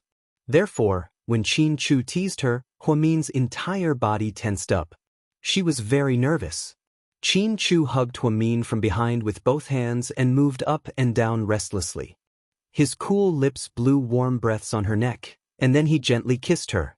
He was very slow and very patient. However, Huamin felt that it was very dangerous. Huamin finally couldn't hold it in anymore. She turned around and was about to say, honey, her lips were bitten by Qin Chu, and then it was an extremely lingering French kiss. He kissed Huamin until she was dizzy and her entire mind was in a daze, although she kept warning herself not to fall into his hands. However, her body's instincts told her that she couldn't resist at all. She was already at the edge, under the bright lights. He looked at Huamin's face that was flushed red from shyness, her eyes that were tightly shut due to nervousness, and her slightly curled eyelashes. Qin Chu's eyes were filled with gentleness. He had always been a cold person, but he was extremely gentle towards Huamin. He had always been a proud person, but he was a warm man towards Huamin. He had always been a fickle person, but he was completely infatuated with Huamin. He had always been a man of few words, but he was only talkative towards Huamin. Huamin just kept her eyes tightly shut. Then she felt a pair of warm hands gently caressing her collarbone, and all the way down, she was so nervous that her cheeks were about to bleed. However, even so, she still didn't have the courage to push Qin Chu away. This was because the man in front of her was the only man she loved deeply in her entire life. Suddenly, there was no movement. Qin Chu didn't make any further moves, the air became abnormally quiet. Huamin curiously opened her eyes. She saw that Qin Chu was looking at her, not moving at all. She opened her mouth, but she didn't know what to say. "What are you waiting for with your eyes closed?" Qin Chu's lips curled upwards, and he chuckled. Huamin immediately came back to her senses. She closed her collar, and her face darkened as she said, "Qin Chu? What a joke." Huamin's face, Huamin's eyes, Huin of course. "I was thinking that the hot pot we ate at just now was really spicy." "Why are you blushing?" "Huamin of mean?" Qin Chu, Huamian's, Qin, of mean, and Qin Chu's eyes were full of smiles. This was his first time flirting with this girl. She was really cute when she looked like that. Originally, Qin Chu really wanted to take the opportunity to eat her up, but he felt that the atmosphere wasn't good enough. He was no longer in a hurry. He had already seen that Huamin cared about him. Therefore, he had to wait for the right atmosphere to create a scene for the two of them to make love again 7 years later. He had to create a scene that Huamin would never forget. So, just now, he was really just teasing Huamin. He thought of it as revenge on her for always rejecting him. When he saw Huamin's shy expression and awkward response, he felt really good. After Huamin straightened her clothes, she immediately sat back down on the sofa, turned on the TV, and watched Bonnie Bears. She pretended as if nothing had happened. "Just now, were you looking forward to something?" "No. But you looked a little disappointed. Was it because you weren't satisfied?" "Qin Chu, you bastard. Do you not want to sleep in my bed tonight?" "Honey, I was wrong. Why don't we continue what we were doing just now?" Qin Chu reached out and put his arm around Huamin's shoulder. However, she immediately turned around and carried him behind her. "Hey, honey, calm down. I was just teasing you." "Qin Chu, aren't you afraid that you won't have any friends?" Huamin never thought that one day, she would be teased by Qin Chu. She really thought that something was going to happen. In the end, not only did it not happen, but Qin Chu even saw right through her. Where was the justice? Huamin and Qin Chu were flirting in a mansion, while young Master Su was drinking alone in a nightclub. "Hey, why is young Master Su so depressed after he was discharged from the hospital?" a rich kid next to him asked quietly.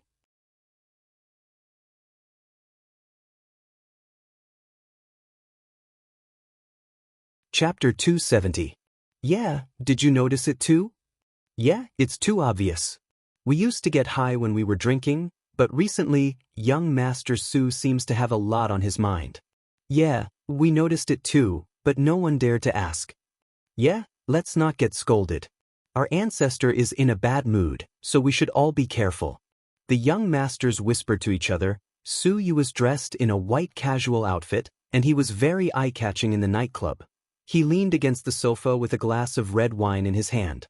He rested his head on the back of the sofa and stared at the ceiling, deep in thought. The socialites and models didn't dare to approach him. They could tell that he was in a bad mood, so it was best not to provoke him. Hui Yanyan rarely had the chance to come, but she and Su Yu weren't in the same circle. She was able to squeeze in because she had spent a lot of money to buy a limited edition Hermes bag for a female model in the circle. That was why the model agreed to bring her here. "Xiao, young Master Su seems to be in a bad mood today," Hui Yanyan whispered to the model who brought her here. "Yeah, everyone says that young Master Su hasn't been himself lately, so no one dares to hit on him. I heard that even Zhao Qingya hasn't dared to come to him these days." "Really? I see." Hui Yanyan obviously knew about Zhao Qingya and Su Yu, but she didn't care. "Well, don't tell me you want to hit on young Master Su? I advise you not to." "Why not? Young Master Su is so outstanding, isn't it normal for me to like him?" Hui Yanyan smiled. Xiao Yu shook her head. "Young Master Su has a bad temper, and women like us can't handle him. I advise you to change your target. Young Master Tang isn't bad either, he's rich and gentle, why don't you give it a try?" "Are you talking about Tang Chuan? I don't like guys like him, he's wearing eyeliner and pretending to be Korean. I can't stand it." Hui Yanyan looked at a young man not far away in disdain. "Anyways, I've already said what I wanted to say, you're on your own." Xiao Yu and Hui Yanyan weren't actually close, but Hui Yanyan introduced her to her friend. Since Hui Yanyan gave her a bag, Xiao Yu recommended her to come here. Hui Xiqian and Su Yu were nice, but Hui Yanyan had no intention of begging Hui Xiqian. The Hui family's internal strife. Hui Xiaoyu know what? Xiao Yu and Xiao Yu do what? She had persuaded Hui Yanyan. As for what to do, it was her own business. Xiao Yu know. Xiao Yu see Hui Yanyan gritted her teeth, got up, and walked over to Su Yu with a glass of wine in her hand. She purposely chose a new dress from Kuchi. It was a navy blue dress with a blue hemline and a blue and red ribbon at the collar. It was elegant and beautiful, definitely not Hui Yanyan's style. However, she heard that young Master Su liked fresh clothes, so she decided to dress up as a Korean girl. Who knew, maybe Su Yu would take a fancy to her. Hello, young Master Su. I'm Hui Yanyan. It's our first time meeting, nice to meet you. Hui Yanyan smiled sweetly. Her long hair fell to her waist, and she had a good figure. She thought that even if she didn't make Su Yu fall for her, she would still leave a good impression on him. Su Yu slowly opened his eyes and lazily glanced at the woman in front of him. What?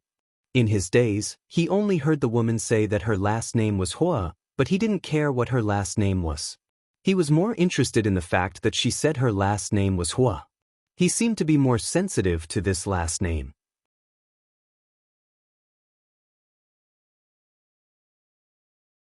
Chapter 271. Hui Yanyan thought that Su Yu was interested in her, so she immediately beamed with joy. Young Master Su, my name is Hui Yanyan. Yen is a female character with the word open. Open? That's a pretty slutty name. After Su Yu said this, the people around them couldn't help but laugh. Hui Yanyan suddenly felt very awkward. Young Master Su, I've heard of your name for a long time. Today is an honor, so let me toast to you. After speaking, Hui Yanyan downed the glass of red wine in one gulp. She was quite generous. Unfortunately, Su Yu didn't buy it. He put down the wine glass in his hand on the coffee table, with no intention of drinking at all. Hui Yanyan's expression turned slightly ugly. She didn't think that Su Yu would be so heartless. However, Hui Yanyan gritted her teeth and still hoped that she could make a breakthrough. Therefore, she picked up the glass of wine on Su Yu's table and said, Young Master Su doesn't seem to be in a good mood today, so of course he's not in the mood to drink. I think I can hold my liquor well, so I can finish it for you. After speaking, Hui Yanyan picked up Su Yu's glass and volunteered to finish it for him. At this moment, Jewel's expression completely changed. Hui Yanyan, this woman really doesn't know how to get herself into trouble. Su Yu was famous for being a clean freak, and the entire industry knew about it. Hui Yanyan definitely knew, but she still did it. There was only one possibility, and that was that she did the opposite to attract Su Yu's interest. It was just like how Zhao Qingya stopped Su Yu's sports car in the middle of the night and almost lost her life because of the tires. As expected, when he saw Hui Yanyan finish his glass, Su Yu reached out and picked up the empty glass. He slowly stood up, everyone looked over and held their breaths. Hui Yanyan thought that Su Yu was finally going to say something to her. With a cracking sound, the glass was smashed to pieces, scaring the others. Young Master Su. Everyone stood up. It's so dirty. Su Yu looked at the glass, not sure if he was talking about Hui Yanyan or the glass. Young Master Su, I'm sorry, I didn't know. Hui Yanyan pretended to be innocent. Before she could finish speaking, Su Yu looked at her and said, In the entire Hui family, you have the worst genes. After speaking, Su Yu walked away, and the group of young masters behind him also stood up. Hui Yanyan was left standing there in a daze. After leaving the nightclub, Su Yu got into his black Lamborghini Sixth Element. Then he sped away. As he sped through the night, his mood became even worse. Hui Yanyan was so stupid, but she was allowed to live in the Hui family.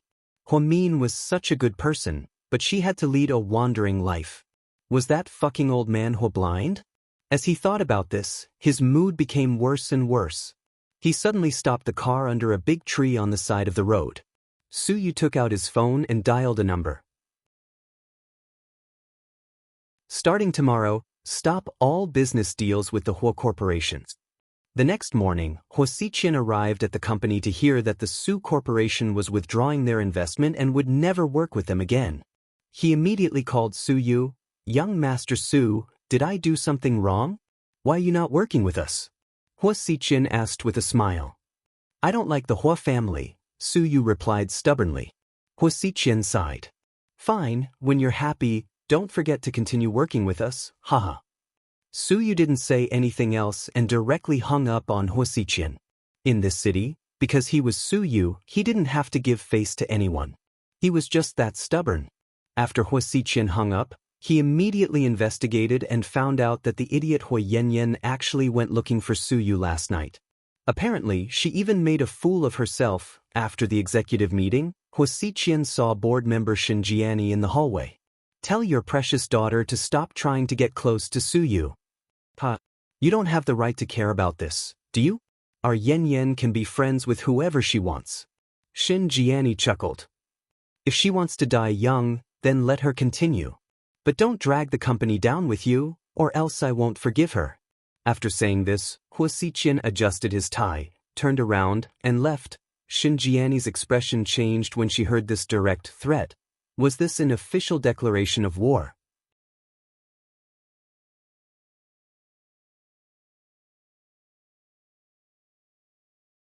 Chapter 272. Ever since she became the head nurse at Southside, she became busier and busier. Many other departments would even ask her for help. Everyone heard that she was skilled in medicine and serious at work, so Huamin had less and less time to spend alone. Qin Chu protested a few times, but she got away with it. Finally, she had a weekend off and wanted to spend time with Qin Chu. However, she found out that Mr. Qin was working overtime today. When she was cleaning up in the morning, she saw on TV that GK's Warm West Hotel was cutting the ribbon today. Apparently, many people were there to watch. It was an unprecedented event, and the scene was comparable to a movie release. Therefore, Huamin had an idea and thought that she could give Mr. Qin a surprise. She took out a black Nike sportswear from her closet and put on a white baseball cap. She instantly returned to her school days. Then she took out a white mask, put on some makeup, and went to the ribbon-cutting ceremony. She squeezed into the crowd and wanted to take a few pictures of Qin Chu with her phone, but she found that it was not that easy. There were too many people around her, and many girls were screaming and calling Mr. Qin, "hubby." She was speechless. After the final cut, Huamin saw Qin Chu enter the hotel lobby behind him, so she quietly followed him in. When Qin Chu was about to enter the lounge with his assistant, Huamin pushed the people in front of her aside.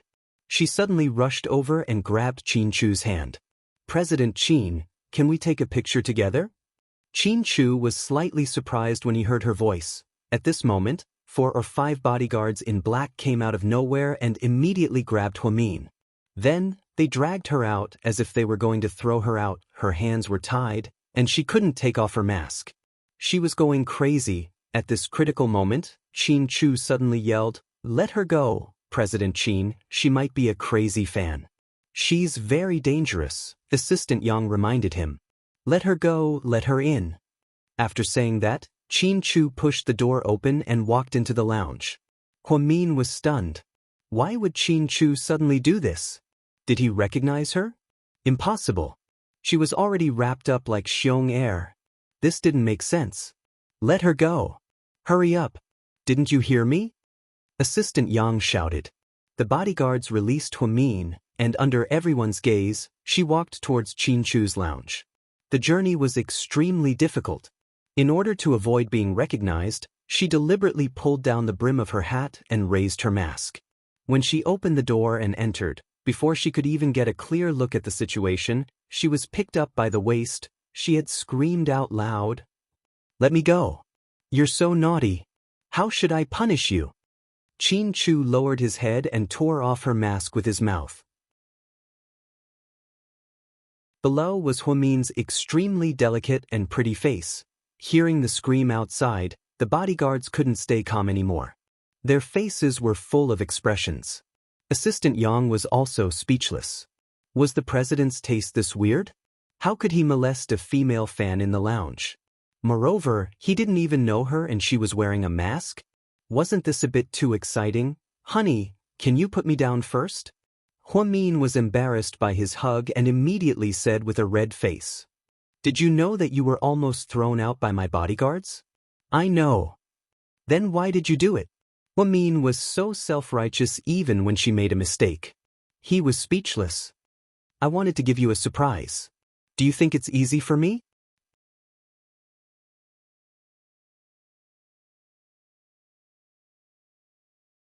Chapter 273. I'm not surprised, but I'm scared. Do you know how bad I'd feel if anything happened to you? Qin Chu's heart ached.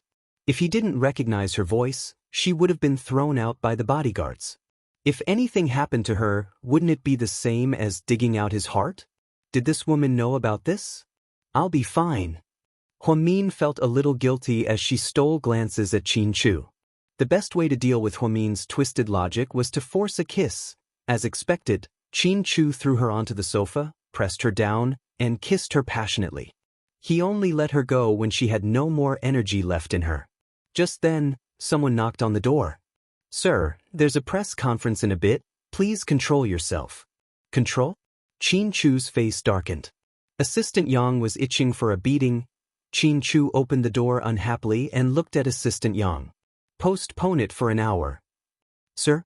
Say one more word and you'll pack up and go home. Then he slammed the door shut.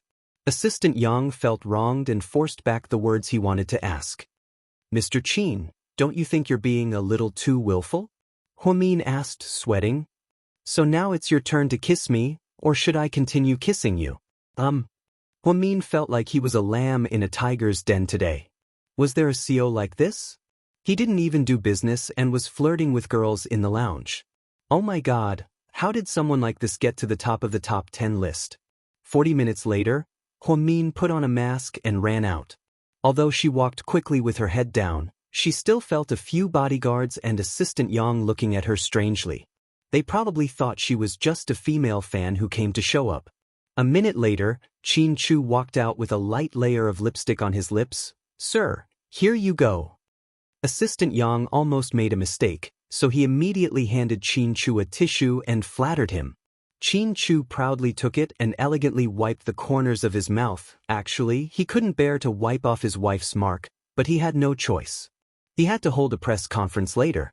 Huamin's sudden appearance had indeed brought him a pleasant surprise. He really wanted her to stay for dinner. But it was really inconvenient, because it was the cutting ceremony, and there were too many news media. Huamin had always been unwilling to publicize their relationship, and he didn't want to force her. Imperial Star Entertainment headquarters piles of documents were piled up on the desk. Su Yu was playing with a pen in his hand. He was not in the mood to deal with work at all. Director Su, these people are the information of the newcomers that the company signed this year. September Encounter is about to start filming, and the producer wants you to choose a newcomer to be the second female lead. Su Yu's assistant was a woman in her 40s. Her eyes were sharp, and she was known for being a workaholic. Her work was swift and decisive. It was said that Su Yu had spent a lot of money to poach her from S-City. She was a female doctor who had returned from overseas. Lisa, it's up to you. Director Su, September Encounter is the idol drama that our company is promoting this year.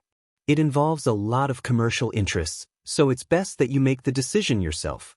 If you don't want to look at them one by one, how about I send the information to your email? No need, recommend a few and I'll pick one, Su Yu said absent-mindedly. In the end, Lisa opened the information in her hand and said, I've carefully selected them. There are a total of 68 newcomers, and only 3 stand out. One is called Qing Xiaomen. Her name is too old-fashioned, so I've changed her stage name to Qing Shirua. The second one is called Wang Shuang. She looks very pure and is more suitable for school dramas. She can be made into a goddess of the new generation of otakus.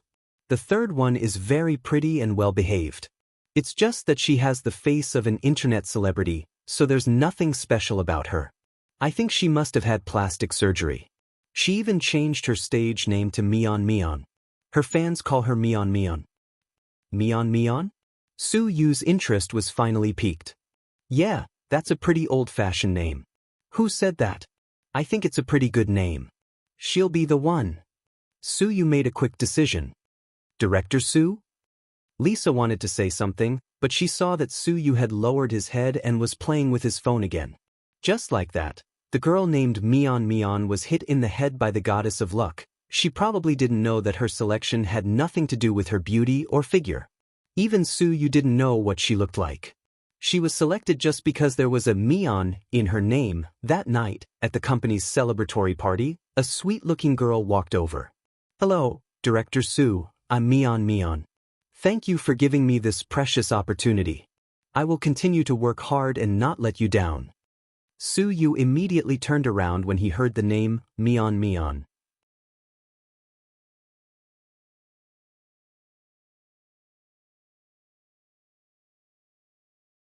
Chapter 274. After getting a good look at the woman's face, Su Yu's eyes were filled with disappointment. It was undeniable that this was an exquisite and beautiful face. She was still young, but it wasn't a face that could move his heart. The girl probably had too much plastic surgery, so her smile was a little stiff. Up close, it affected her beauty. President Su, I'd like to propose a toast to you. Thank you for giving me this opportunity. Su Yu's expression turned cold. No need. Then he turned around and ignored the girl named Mian. He didn't say a single word to her the entire night. Mian felt wronged. She took the opportunity to go to the bathroom and secretly asked Lisa. Sister Lisa, didn't President Su personally pick me to be the second female lead? Why does it seem like he doesn't like me? Mian thought that Su Yu liked her because of her beauty and wanted to take her away that night. She was willing to sleep with him. She knew that if she could sleep with Su Yu, she would have a meteoric rise in her life. All of the women that Su Yu had slept with in the past had all become successful. I'm not sure either. Lisa didn't know why Su Yu chose Mian either. She thought that President Su would choose the youthful and beautiful Wang Shuang. At least that girl didn't have plastic surgery. However, she didn't think that President Su would have such vulgar tastes. How could she have known that this girl was riding on someone's coattails just because her name was Mian? When it was time to leave that night, Mian didn't give up and went up to help Su Yu up. President Su, let me help you. Her voice was soft. Go away, don't touch me. He flung Mian away, almost causing her to fall to the ground. Su Yu's temper was well known in the industry. He never treated women gently and was often very rude to them. Of course, he didn't beat them up violently, but he was very rude to them. Only one person was an exception. It seems like President Su doesn't plan on sleeping with you. Don't think too much about it. Go back and focus on filming, Lisa reminded Mian after she understood what was going on. Yes, Sister Lisa. Mian left in a strapless evening gown with tears in her eyes. Su Yu got into the black Lamborghini with a cold expression. President Su, should I call the chauffeur to send you home? Lisa asked with concern. No need. With that, he stepped on the accelerator and sped away. Inside the private villa. Still not sleepy, he took a bottle of Lafite from the wine cabinet and poured himself a drink. The phone was placed on the coffee table. At a glance, he could see that on the silver-gray 6S screen was a girl wearing black-rimmed glasses and a white coat. Her eyes were a little silly and cute, and her appearance was delicate and pretty. After drinking a glass of wine, Su Yu became even more depressed. He stretched out his finger and stroked the photo on the phone screen. He laughed self-deprecatingly. What the hell? I actually wanted to see you so much. He didn't have Huamin's WeChat, but he had her phone number. However, he didn't want to call her because he knew that Huamin had a boyfriend. If he called her at this hour, it would probably cause a couple to fight. Although Su Yu really wanted to compete, he wanted to do it openly. He didn't want to do something so despicable to ruin things. The more he thought about it, the more annoyed he became. Thus, he decided to call his good buddy, Wei Liao. Wei Liao was still half asleep. He looked at the time on his phone and cursed, Lord Su, what time is it? Why aren't you sleeping? I can't sleep. If you can't sleep, then go find a girl and have sex, Wei Liao said without hesitation. Fuck you, I'll give you 10 minutes to come to my place. I'm not interested in men. Wei Liao laughed. Don't worry, with your pretty face, you're not my type. Wei Liao hung up the phone and drove to Su Yu's villa in less than 8 minutes. As expected, other than drinking with him, Su Yu wouldn't do anything else. Are you in a bad mood? Wei Liao put one hand in his pocket and smiled evilly. You've been like this lately. Which girl is so powerful that she can make you lose your mind? I really want to meet her. Wei Liao could roughly guess what was going on with Su Yu. After all, Su Yu had never lacked money, and he hadn't heard of anything happening to the Su family recently. The only thing that was troubling him was that he had his eyes on a girl, but he couldn't get her because Su Yu had complained about him in the WeChat group.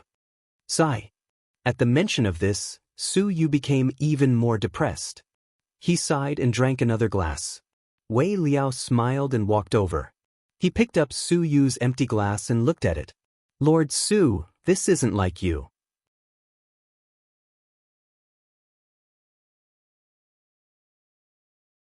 Chapter 275. What's my style? Su Yu raised his head. Swift and decisive. If you like someone, just do it. As far as I know, I've known you for more than 20 years and you've never chased a girl for more than an hour. Because in front of your status, those girls can't even be reserved. Wei Liao was right. Back then, there was a small celebrity who wanted to play hard to get. Su Yu liked her, but she wanted to reject him. In the end, Su Yu slept with that female celebrity's junior that night. The next day, that female celebrity became the female lead of a blockbuster and turned her life around. By the time that small celebrity regretted it and came to Su Yu had already forgotten who she was. Later, everyone in the industry knew that young master Su didn't like rejection. If he was interested in you, you just had to come over and undress. Because if you acted a little pretentious, this opportunity would be gone and you might never see Su Yu again. She's different from them, Su Yu said seriously. What's different? Aren't they all women? Just throw money at them. If it's that easy, why would I need you to teach me? Su Yu was angry. That's right. With your intelligence, you can get a woman in minutes. But if you fail, it can only mean 3 things. Wei Liao also analyzed seriously. Su Yu was stunned. What 3 things? Wei Liao raised his index finger. First, it proves that she doesn't love you. She might have someone she likes and doesn't care about you. Yes. Su Yu nodded and admitted this point. Wei Liao continued to raise his middle finger. Second, it proves that she's not greedy for money. Because if she's with you, she can have endless money. But she doesn't. It proves that she's not interested in your status. That's right. Su Yu gave him a thumbs up. Wei Liao's analysis was completely correct. Thirdly, it proves that she has a strong personality. To put it bluntly, she's awesome. Isn't there a domineering saying on the internet? Maybe you're awesome, but I don't necessarily like you. I think the girl you like might be one of those rare awesome types. Su Yu stood up and patted Wei Liao's shoulder. I think you are awesome too, Zhuge Liang. Looks like I'm right. Wei Liao smiled confidently. It's perfect, that's all. So, tell me, what should I do to get her? Rape. Get lost. Seeing Wei Liao's nonsense, Su Yu lost his patience. Really, I'm not teasing you. Young master's idea is to fuck her if you like her. Even if it's rape, it doesn't matter if you go to jail. If you're afraid of going to jail, then you don't have the right to say that you love her. If you go to jail, then wait until you're released. After you're released, continue to rape her. Are you a clown sent by monkeys? Su Yu's face was completely black. He originally wanted to ask this guy for advice, but what kind of ideas did he come up with? It was simply a scam. On the other side, after the press conference, Qin Chu immediately rushed home. After having dinner with Huamin, the two of them were very free. Huamin suggested that they go watch a movie. He said that there was a big Hollywood movie called Fantasy Forest, and the 3D scenes were very shocking. Qin Chu doted on his wife, so naturally he would listen to whatever she said. In the end, the two of them drove to a nearby Wanda Plaza. Perhaps because it was the weekend, there were a lot of people. Qin Chu went to buy the tickets, popcorn and Coke. This made Huamin very happy. She didn't think that Qin Chu would be so considerate. She didn't know that Qin Chu bought the tickets because he had watched a movie with Yang and his wife last time. However, when Huamin received the tickets, she was a little dumbfounded. Reserved the whole place? Yeah, VIP room, just the two of us. Qin Chu nodded. But won't it be scary? Huamin was afraid that fewer people would watch a movie and she would feel insecure. It's okay, I'm here. It's because you're here that I'm scared. I don't know what you'll do to me. Huamin said in all seriousness. Qin Chu, haha, I was just kidding, did you really think I was serious? Huamin couldn't help but laugh when she saw Qin Chu's dumbfounded expression. As the two of them chatted and laughed, a familiar voice suddenly shouted, Sis? Huamin turned around, and her expression changed drastically.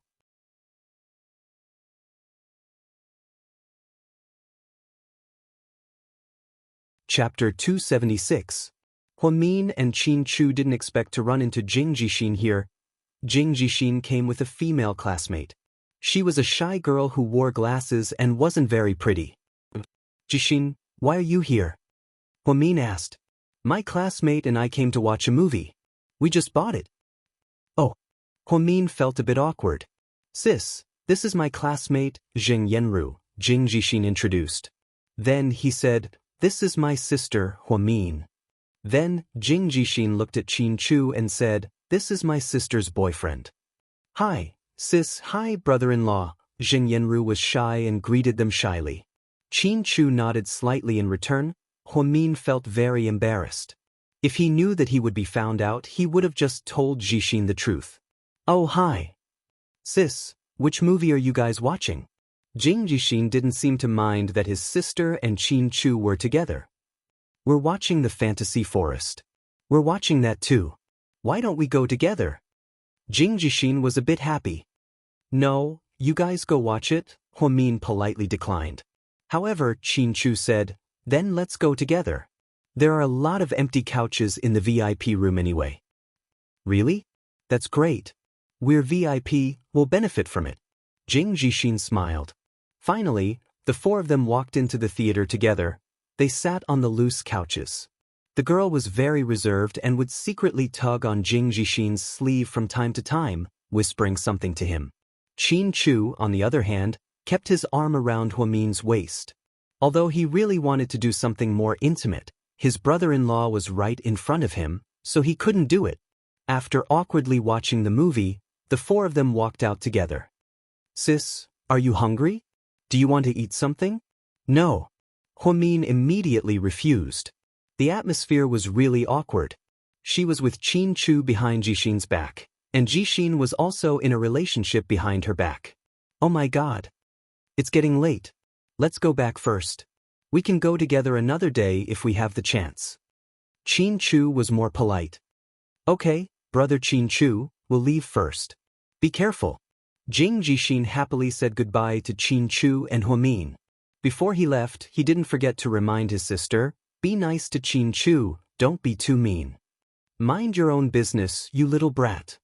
Huamin knocked Jixin on the head. Actually, Jixin had a reason for saying this. When Huamin and Qin Chu were dating, Jixin had a lot of things to say. Huamin was 17 years old, while Jing Jixin was only 12 years old. However, he witnessed how his sister treated his future brother-in-law. On the way back, Huamin was a little absent-minded. What's wrong? Are you afraid that Jixin will tell your mom? Qin Chu drove with one hand and tightly held onto Huamin's hand with the other. Huamin shook his head. No, I'm worried about Jixin. You're worried that the girl got close to him because he drove the sports car I gave him? Qin Chu hit the nail on the head. Huamin immediately nodded. Don't worry, he's old enough to deal with things his own way. Jixin is too naive. I'm just worried that he'll get hurt. Then you can't take care of him forever. He has to grow up on his own. Huamin nodded. Then, he tiredly laid his head on Qin Chu's lap. If you do this, I won't be able to control myself. What are you thinking? Focus on driving. Huamin secretly pinched Qin Chu's thigh and gritted his teeth in anger. Jixin just told you to be gentle with me. How about you and Jixin? Huamin rolled her eyes at him. Qin Chu pursed his lips. He was amused and didn't dare to provoke his mistress anymore. Perhaps it was because lying on Qin Chu's lap was too relaxing, so he actually fell asleep. When Huamin woke up, he found that they were still in the car. An hour had already passed. "Are you crazy? Why didn't you wake me up?" Huamin shot up. "You were sleeping too soundly."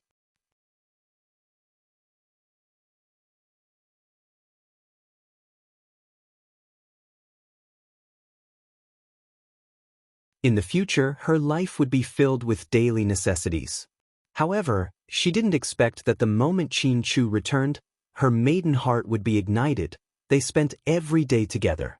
No matter how much she crossed the line or what she did wrong, Qin Chu never once spoke loudly to her. With a husband like this, what else could she ask for in her life? Huamin felt that she was lucky to have met Qin Chu. She could die without regrets. The moment she got off Qin Chu's back, Huamin held his face in her hands and gently kissed the tip of his nose. She said, "Hubby, at this moment, you're the most handsome man in the world." Qin Chu's eyes suddenly turned into endless gentleness. One sentence from Huamin could make him happy all night. This was magic. Qin Chu didn't have time to take a shower. He picked up Huamin and pressed her down onto the soft carpet. Then he kissed her passionately on the lips. His right hand wandered from top to bottom. His movements were a little impatient. Huamin closed her eyes. Other than nervousness, she also felt happy. She really wanted to give herself to Qin Chu at the right time. She didn't do it on purpose. Everything happened so naturally. His big hand slid under her collar and instantly unhooked her bra. God knows how long Qin Chu had been waiting for this moment.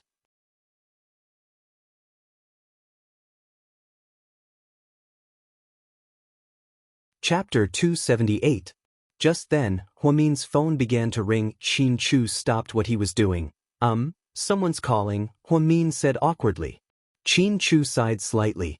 Then, he got up and handed Huamin his phone from the coffee table. It was Jixin. "Jixin? Sis, are you home yet?" "Yeah, what's up?" "Nothing, I just wanted to tell you not to worry. I won't tell Mom about this. Even if you didn't tell me, I already guessed it. After you broke up with Xuan, he called me twice. I also felt that it might have something to do with Qin Chu.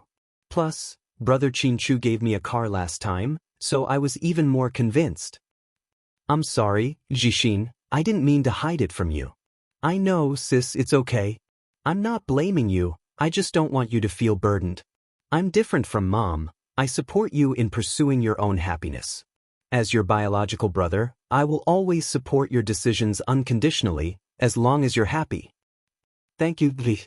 There's no need to thank me, I should be the one thanking you. Thank you for taking care of this family and taking care of me and Mom all these years." "Jixin, that female classmate of yours, she's not my girlfriend, sis. She does have feelings for me, but I won't like her. She only approached me after I got a sports car. I know what she wants." "It's good that you're rational. Plus, you're still young, and it's not easy for you to fall in love. You'll also have to worry about finding a job in the future. Things aren't that simple." "I understand, sis." "That's good, go to bed early." "Yeah, thank Qin Chu for me. It's really great." After saying this, Jixin hung up. Huamin looked at Qin Chu embarrassed. "Jixin told me to thank you for the car. So this is how he pays me back? He called me at such a critical time? He must have found the time, right?" Qin Chu really wanted to tell Jixin, that brat, to drive his car back. He was such an ingrate for ruining Qin Chu's plans. Cough cough. Huamin coughed dryly. In the end, Jixin messed up everything that was supposed to happen so naturally. Qin Chu went upstairs to take a shower.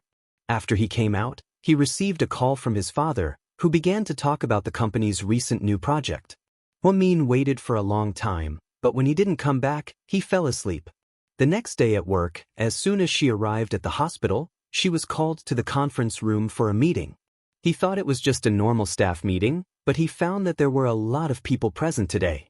And they were all big shots. The one sitting in the middle was actually President Wu. "Huamin, you're here. Have a seat," President Wu greeted Huamin. This made the head nurses from the other departments very envious. "How's work recently?" "Pretty good. Thank you, President Wu, for your concern. Xiaoxue is recovering well. On behalf of my family, I would like to thank you again.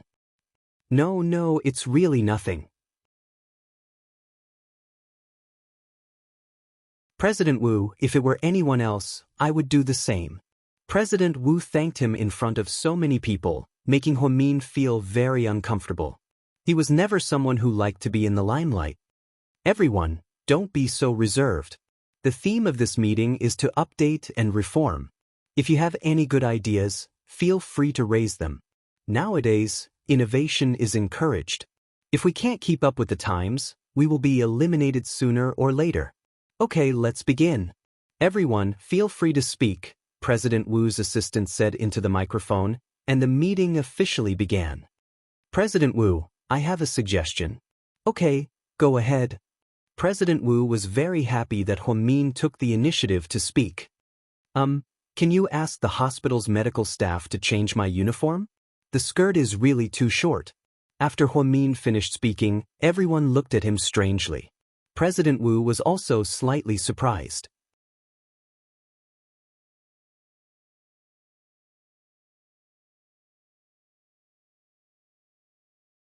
Chapter 279. Huamin's suggestion is not bad. The uniform style has been around for a few years and is about to be phased out. After a while, it's inevitable that people will get tired of it. This is a good idea, the department director flattered. In reality, most people at Southside were well informed. There were no secrets to speak of. Everyone more or less knew that President Wu valued Huamin. They also knew that Huamin had saved President Wu's niece's life in the middle of the night. Therefore, the department director immediately agreed with Huamin's first suggestion. Wang Lin also nodded. President Wu, Huamin is right. After all, this is a hospital. It's better for the uniform to be more dignified. Note this down. I'll immediately rectify it when I get back, President Wu said to his assistant beside him. The male assistant immediately took out a small notebook and wrote it down. Does anyone else have any other opinions? President Wu looked around. In reality, this kind of meeting was held every quarter. Everyone was used to it, so no one was willing to raise an opinion. If they did, they would be scolded for being in the limelight. If they didn't, they would be scolded for not being realistic. After a minute of silence, Huamin looked left and right. He felt that no one was willing to say anything, so he raised his hand again. Huamin, please continue, President Wu called out. President Wu, I think that Southside needs to be completely rectified. The atmosphere is too bad. I don't know if you've heard the rumors about Southside, but a lot of them are unpleasant to hear. The truth is, Southside really wants to be the best recuperation area. We want to prioritize the recovery of our patients and not mess around. The hospital's medical team is still lacking. If something happens to a patient during recuperation, we won't be able to live with ourselves if we miss the best time to rescue them. Therefore, I hope that you can send more highly skilled medical experts to take charge. Also, the professional standards of the female nurses in this district need to be improved.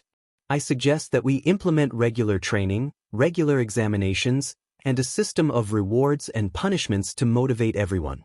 Finally, I hope that you, Director, can sweep away the unhealthy atmosphere in our southern district and return a healthy and green medical habitat to the people. That's all, thank you. After Huamin finished his long speech, everyone was dumbfounded. In the end, it was President Wu who led the applause. The applause was thunderous, and President Wu gave him a look of approval. Huamin was indeed a good seedling. He was right. Huamin said it very well. Everyone, don't be afraid to speak up. If you have something to say, say it. Director, I heard that head nurse Hua only graduated from a third-rate university in our city, and she didn't even study medicine.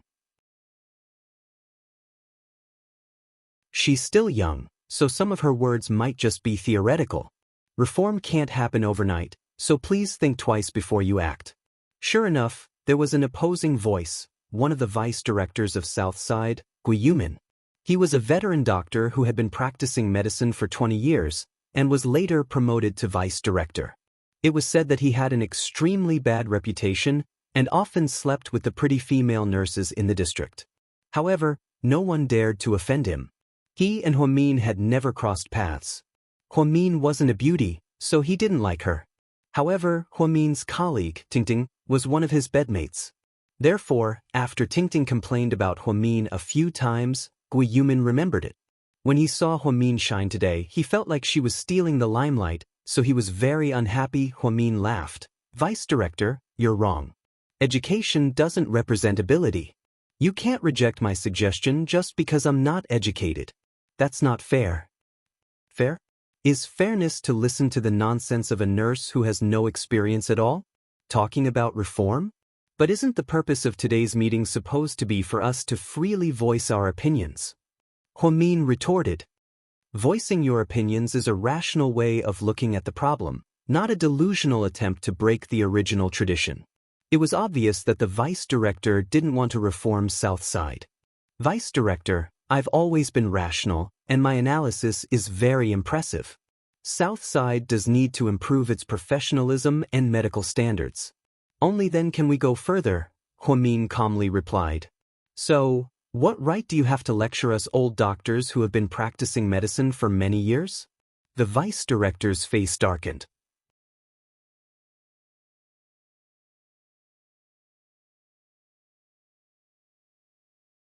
Chapter 280. Song Lin couldn't stand it anymore. She stood up and said, Deputy Director, I recommended Huamin for promotion. I also think highly of her. I know her well.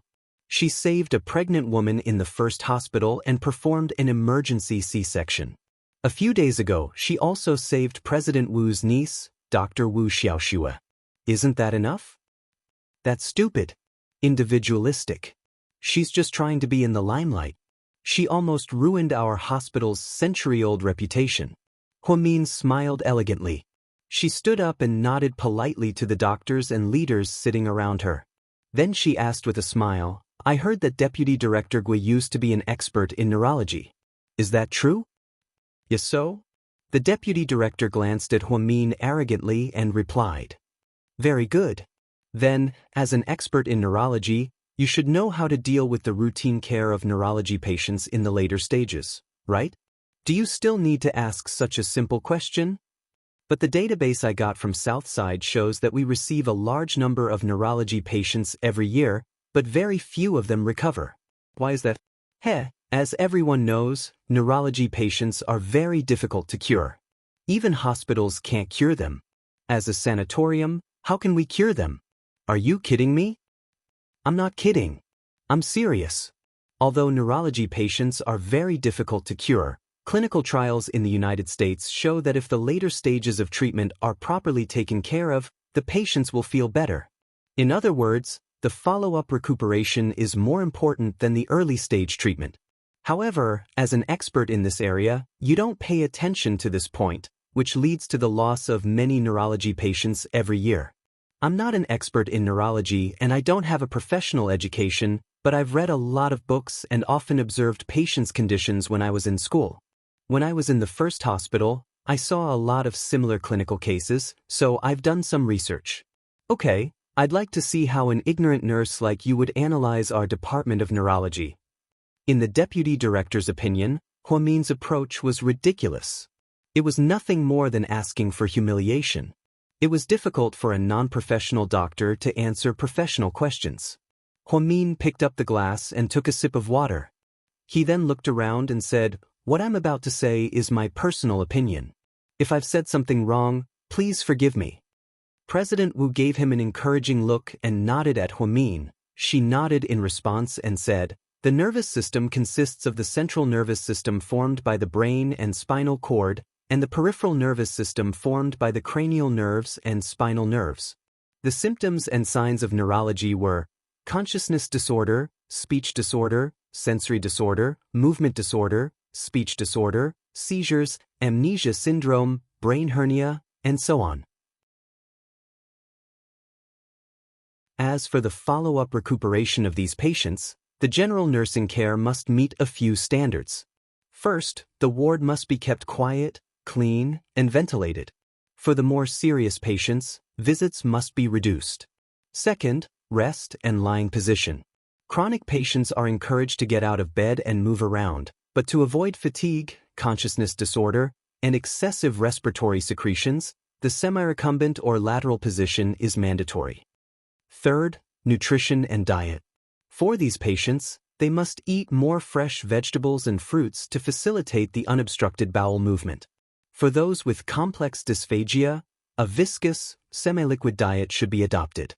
They must be careful when eating and slow down to avoid choking and suffocation. For those with severe dysphagia, nasal feeding should be given.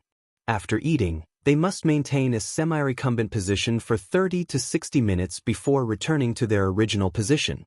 In addition to these, there are also daily care, skin care, drainage care, pharmacotherapy care, and observation of the patient's condition.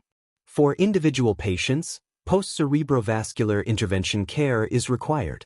After discharge, discharge guidance is required to guide the patient to come back for regular checkups. Some patients must also be cautiously warned about the precautions after recuperation, such as forbidding asexuality and lumbar puncture for patients with high intracranial blood pressure to avoid inducing brain hernia. Due to time constraints, I won't introduce you one by one, but I believe that all of you understand. Overall, I feel that the recuperation area has a great responsibility and obligation for the patient's subsequent recuperation. I hope that all of you will take this seriously. Thank you, everyone. Huamin did not repeat a single word, nor did she make a single mistake. She did not speak quickly, but her voice was clear and melodious. When she finished speaking, the older professional doctors were all dumbfounded. Deputy Director Guo's expression changed again and again. Huamin's words did not sound like something a junior head nurse would say. She was clearly a doctor in neurology. Deputy Director Guo, what do you think of Huamin's words? President Wu asked Gu Yumin in a serious tone.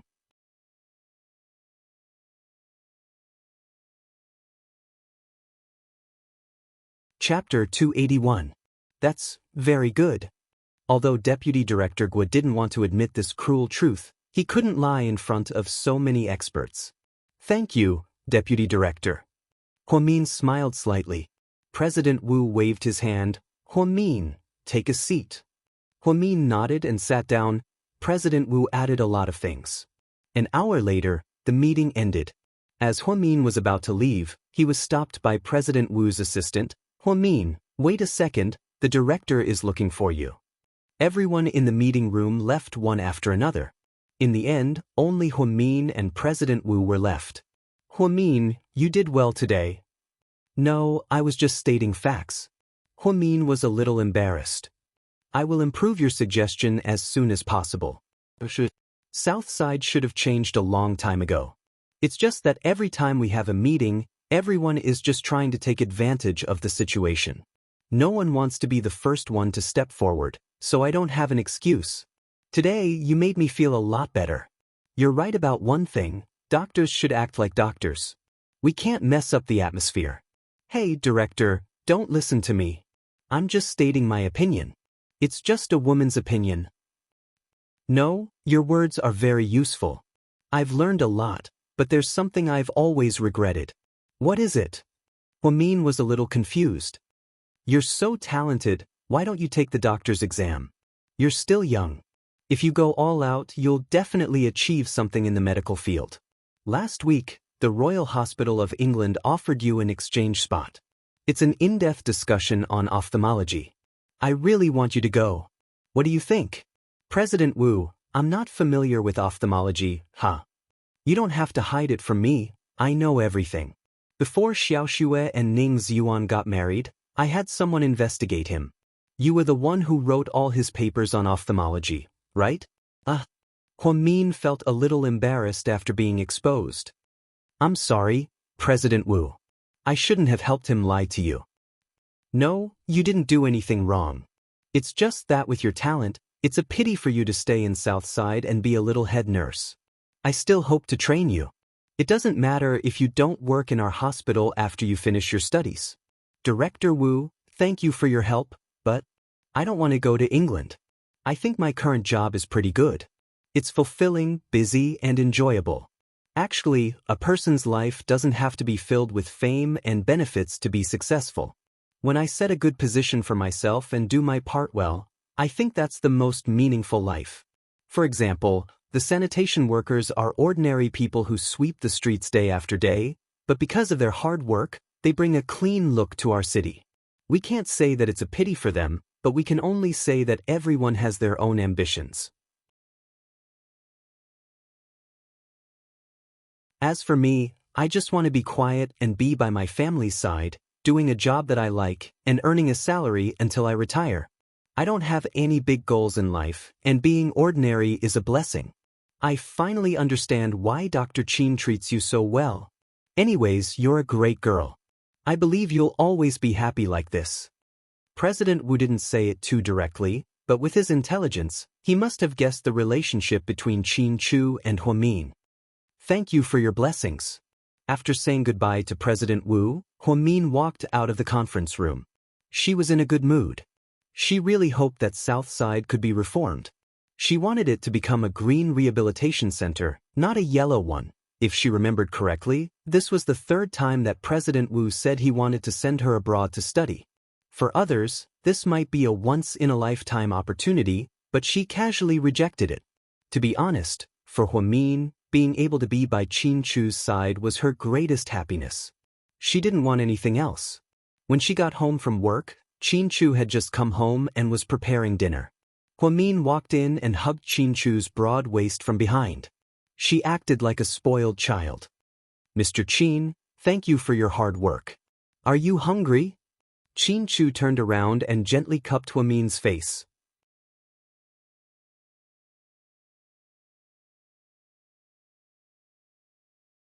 Chapter 282. Amichum, I'm hungry. What's good tonight? Huamin stuck out her tongue. You'll find out soon, go wash your hands. Huamin then went upstairs to change into a light red set of pajamas, washed her hands, and went downstairs.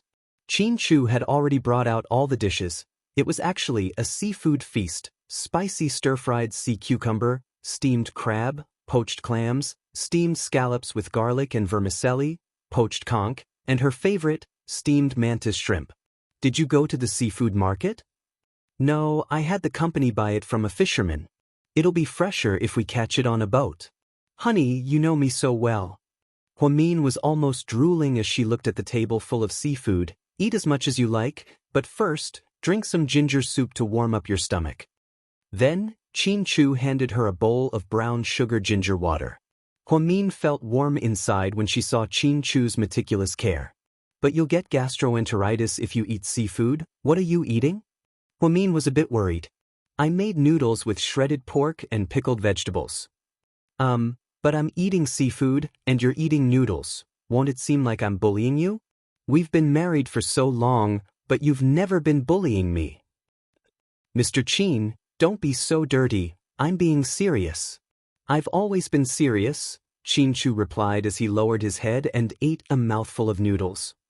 Okay, I knew you were teasing me. Honey, President Wu came to Southside for a meeting today, and he said he wants to send me to the Royal Hospital in the UK as an exchange doctor. What do you think? Huamin asked on purpose. After she spoke, she secretly glanced at Qin Chu to see his reaction. As expected, Qin Chu's hand, which was holding chopsticks, paused slightly. Then he looked up at Huamin and said, The Royal Hospital is one of the best in the world. If you have the opportunity to go, it'd be great. But I'll be gone for half a year. Will you miss me when I leave? No, Qin Chu answered straightforwardly. Huamin was slightly disappointed. He lowered his head and ate the mantis shrimp silently. At this moment, Qin Chu added, I'll accompany you to England. We'll be together every day. What's there to think about? You're going to England too? What about GK? Huamin opened his eyes wide. That's my father's business. It has nothing to do with me. Hubby, you're so good, Huamin said sweetly. Then she continued to smile. Actually, I'm just teasing you. I've already rejected President Wu. I don't want to go to England. My family is here and I don't want to leave. I'm already very satisfied with my current state of life. Mian, if you really want to go, I'll go with you. Qin Chu knew that studying medicine used to be Huamin's biggest dream. Huamin shook his head. I don't want to go. Everyone's dreams are different at every age. I might have wanted to study medicine before, but now I'm fine with what I have. Why would I want to change my current state of life?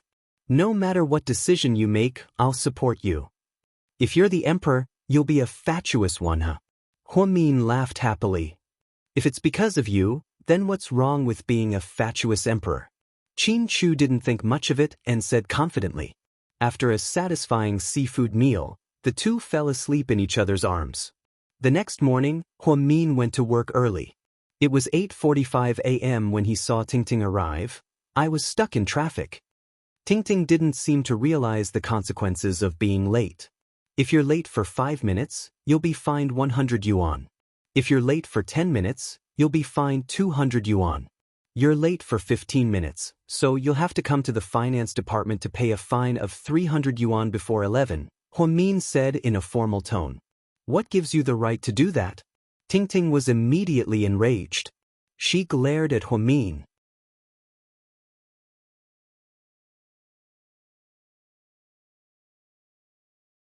Chapter 283.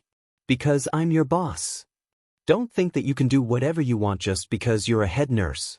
You haven't even been here as long as I have. Let me tell you, if you dare to deduct my salary, I'm not done with you. Tingting, when head nurse Wang Lin was here, you would call her in advance even if you were stuck in traffic, so she never complained about your tardiness. If you had told me in advance, I wouldn't be such an unreasonable person, but you didn't respect me. I'll say it again, if you respect me, I'll respect you. If you don't respect me, then I won't let you bully me. You don't have to pay the fine, but I'll ask the higher-ups to fire you. That's all. Huamin, you bitch. Wang Tingting was so angry that she kept cursing Huamin behind her. She always felt that Huamin was purposely picking on her and trying to make things difficult for her. The truth was, Huamin was just doing her job. Because Southside had already begun to reorganize, she had a private meeting with the other head nurses. They began to reorganize the nurses who were in charge of the bad practices. They would be fined for being late or leaving early, and they would also be given demerit points for their mistakes. President Wu quickly approved and decided to completely reorganize Southside. Huamin became the catalyst for this reorganization. Although her professionalism was commendable, she was hated by many people, and she was even isolated. During lunch, no one wanted to sit at the same table as her, and they all talked about her in private. However, Huamin was already used to it. She never cared about what others said. In the afternoon, Huamin went to room 2 to check on Uncle Lu and found that he had already packed up. Uncle, you were discharged this afternoon, right? That's right. In the blink of an eye, we've been here for more than 2 months. Time really flies. Uncle Lu smiled kindly. Your body is recovering well. You just need to strictly control your diet. You absolutely can't drink alcohol or eat sweets. I know. You're such a nag. Ha, I'm doing this for your own good. I know. Actually, I really like you. It's a pity that you didn't become my granddaughter-in-law. Uncle Lu sighed. Look, here we go again. Huamin covered his mouth and laughed. I heard that you already have a boyfriend. I wonder which family's kid is so lucky. Anyway, you've taken good care of me during this period of time. Let's keep in touch in the future. If you're free, come to my house and play a game of chess with me. All right, don't worry, sir. As long as you take good care of yourself and recover well, I'll go and visit you. I really can't bear to part with it. Why don't the two of us play a round now? I'll ask the car to wait for me. I don't think that's a good idea. Huamin looked troubled. Just one plate, okay? Don't go easy on me this time. Let's do our best. Without waiting for Huamin to finish, Uncle Lu excitedly took out a Chinese chess set and started playing it like a child. Huamin was helpless. He didn't have the heart to refuse the old man's wish, so he could only play a game with him. In the end, Huamin won by a small margin. Uncle Lu gave him a thumbs up. You're so smart, kid. You're so cunning. You set up traps step by step and fooled an old man like me. All's fair in war. Huamin smiled. Let's go. Remember to visit me. In the end, Uncle Lu was escorted out of the hospital by his family. To be honest, Huamin was quite reluctant to see him go. Many new patients came to the orthopedics department one after another. However, since Huamin was already the head nurse, he didn't take care of the patients personally.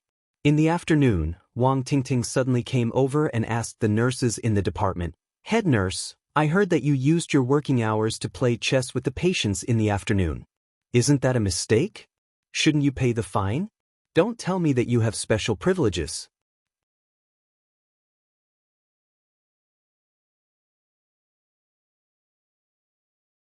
Chapter 284. Huamin was writing at her desk when she heard Wang Tingting yelling. She didn't even raise her head as she pulled out a ticket. It showed that she had just paid a fine of 500 yuan. In other words, she went to the finance department to pay the fine after playing chess with the old man. Wang Tingting was furious when she saw the fine, but she couldn't say a word. To be honest, she had never seen someone as crazy as Huamin. She even paid the fine herself. Is there anything else? If there's nothing else, go back to work. If you have time, practice drawing blood and administering needles. If a patient complains in the future, you'll be fined. The nurses didn't dare to say anything else and immediately left the room. This Huamin is such a jerk. I'm confused. A woman like her has no looks, no figure, and her clothes are so old-fashioned. I really don't know why young Master Su would fall for her. Wang Tingting was envious, jealous, and hateful. But even so, I heard that the head nurse rejected young Master Su. Another new nurse chimed in. What do you mean rejected? That's hilarious. You're all too young. Let me tell you, the rejection was only on the surface. Who knows, she might have already climbed into young Master Su's bed. Don't think of her as such a noble person. The more decent a woman looks on the surface, the more slutty she is on the inside. I've seen plenty of women like her. After Wang Tingting said that, the other nurses began to chime in as well. However, Huamin didn't care what they said. Her principle was to be herself. After all, she couldn't expect everyone to love her. She wasn't money, after all. When Huamin was about to get off work, she saw Song Lin walk in. Director Song. Huamin stood up and smiled. Are you free later? Do you want to have a drink with me? Huamin didn't know how to reject Song Lin's invitation. So, when she got off work, she sent a WeChat message to Qin Chu. Honey, I'm going out for dinner with my colleagues. I'll be back later. You're not allowed to drink, Qin Chu replied with these words and then fell silent. Understood, Lord Qin. After Huamin and Song Lin got off work, they drove to a Korean barbecue restaurant in the city center. The interior of the private room was decorated with tatami mats. It was elegant without losing its charm. When Song Lin changed out of her work attire, her side was also very sexy because of her large breasts. When Huamin was with her, he looked more like an airport runway, like a high school student. Director Song, is there something on your mind? No, I just admire you and want to have a meal with you. Song Lin smiled. Admire me? Huamin was surprised. I've heard a lot about you. I didn't expect you to reject the director's recommendation to go abroad. Do you know how many people want to go to England? Oh, that matter? That really doesn't suit me. Regarding the restructuring of Southside, a lot of people are angry, but they don't dare to speak up. No one dares to mention it, but you openly confronted the vice director at the conference. You're really something else. Just based on this, I'd like to propose a toast to you. Then, before Huamin could finish, Song Lin downed a glass of beer in one gulp. Huamin was a little embarrassed, so he had no choice but to drink as well. It's nothing, I'm just speaking the truth. When I first came to Southside, I knew it had a bad reputation, but I still wanted to come. After I came, I realized that it had everything. The environment was good, and the facilities were good, but the atmosphere was terrible. It would be a shame if a top-notch rehabilitation center was ruined because of this. I only suggested it, President Wu accepted it. Huamin, a lot of people are saying in private that you're President Wu's lover. Song Lin stared at Huamin and said word for word.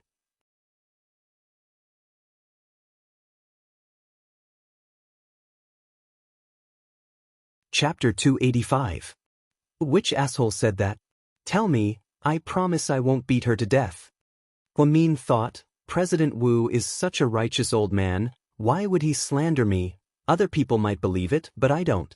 Because, when I first came to Southside, I tried to seduce President Wu to get promoted. Not only did I fail, but I was almost fired. Wow, you're brave. I had no choice. My child was sick and needed money, so I was eager for quick success. Later, the hospital director understood the situation and gave me some funding on behalf of the hospital. He even contacted an authoritative specialist for me. I'm very grateful for all of this, and that's why I've been able to work at Southside until now. Song Lin choked up. Emichim, President Wu is a righteous man, but he's too strict. Many people are afraid of him. I know. That's why I'm so grateful to you for sticking your neck out and doing so much for Southside. It's good to be young, you don't have to worry about anything. You don't have to worry about your future or your family. You just have to do what you want to do. Huamin, can we be friends? I really like a girl like you. Director Song, don't say that. Just call me Lin Lin. Song Lin's eyes were filled with sincerity. When it came to paying the bill, Huamin couldn't argue with Song Lin, so she paid the bill. However, Huamin did become friends with her. When they returned to Imperial Park, it was already 10 o'clock. Qin Chu was still awake and was reading on his laptop in the living room. Come here. Qin Chu gestured with his finger. Huamin walked over in a daze and was immediately pulled into Qin Chu's arms. Then Qin Chu leaned over and sniffed. The smell of alcohol was strong, so his face darkened. You really turned a deaf ear to my words. Huamin immediately felt guilty. Honey? Don't act cute, it's useless. Qin Chu closed his laptop and looked at her with a serious expression. Today, I'm really a person in Jianghu who has no choice. In Jianghu? Qin Chu raised his eyebrows and asked. Huamin nodded. What do you mean? Qin Chu stared at Huamin's little face and asked. My boss treated me to a meal. You said that he drank and asked me to drink casually. How could I not drink casually? Of course, I had to drink. He's the CFO. If I offend him, I won't be able to get my salary smoothly in the future. In order to support my family, I have to entertain others. Raise a family? My wife, you're so great. It's okay. Huamin felt a little guilty. So, I can resign as GK's president tomorrow and rely on you to support me? Ugh, that's why my monthly expenses aren't that big. My food and clothes only cost about 7 to 8 million. I'll have to trouble you in the future. Honey, don't be like this, let's talk nicely. Huamin wanted to cry but had no tears. Qin Chu's monthly expenses were at least 7 to 8 million. Even if she sold herself, it wouldn't be worth that much. I've been trying to talk nicely. What else can I do? What do you want to say? Qin Chu leaned over and pressed his lips against Huamin's. She didn't even dare to move. Honey, I was wrong. As expected, she was a good person who knew her mistakes and was willing to change. So, how should I punish you? Qin Chu looked at Huamin with amusement and asked in his devilish voice. I'll do whatever you say, Mr. Qin. You don't have to do that. You just have to fulfill your duties as a wife. Qin Chu was being very vague, but Huamin immediately understood what he meant. She truly felt that after she went to Southside, she was led astray by the nurses. Her thoughts were no longer pure. You're tuning in to the Wang Lin's Journey YouTube channel. Don't forget to subscribe and join us on this journey to catch the most captivating stories.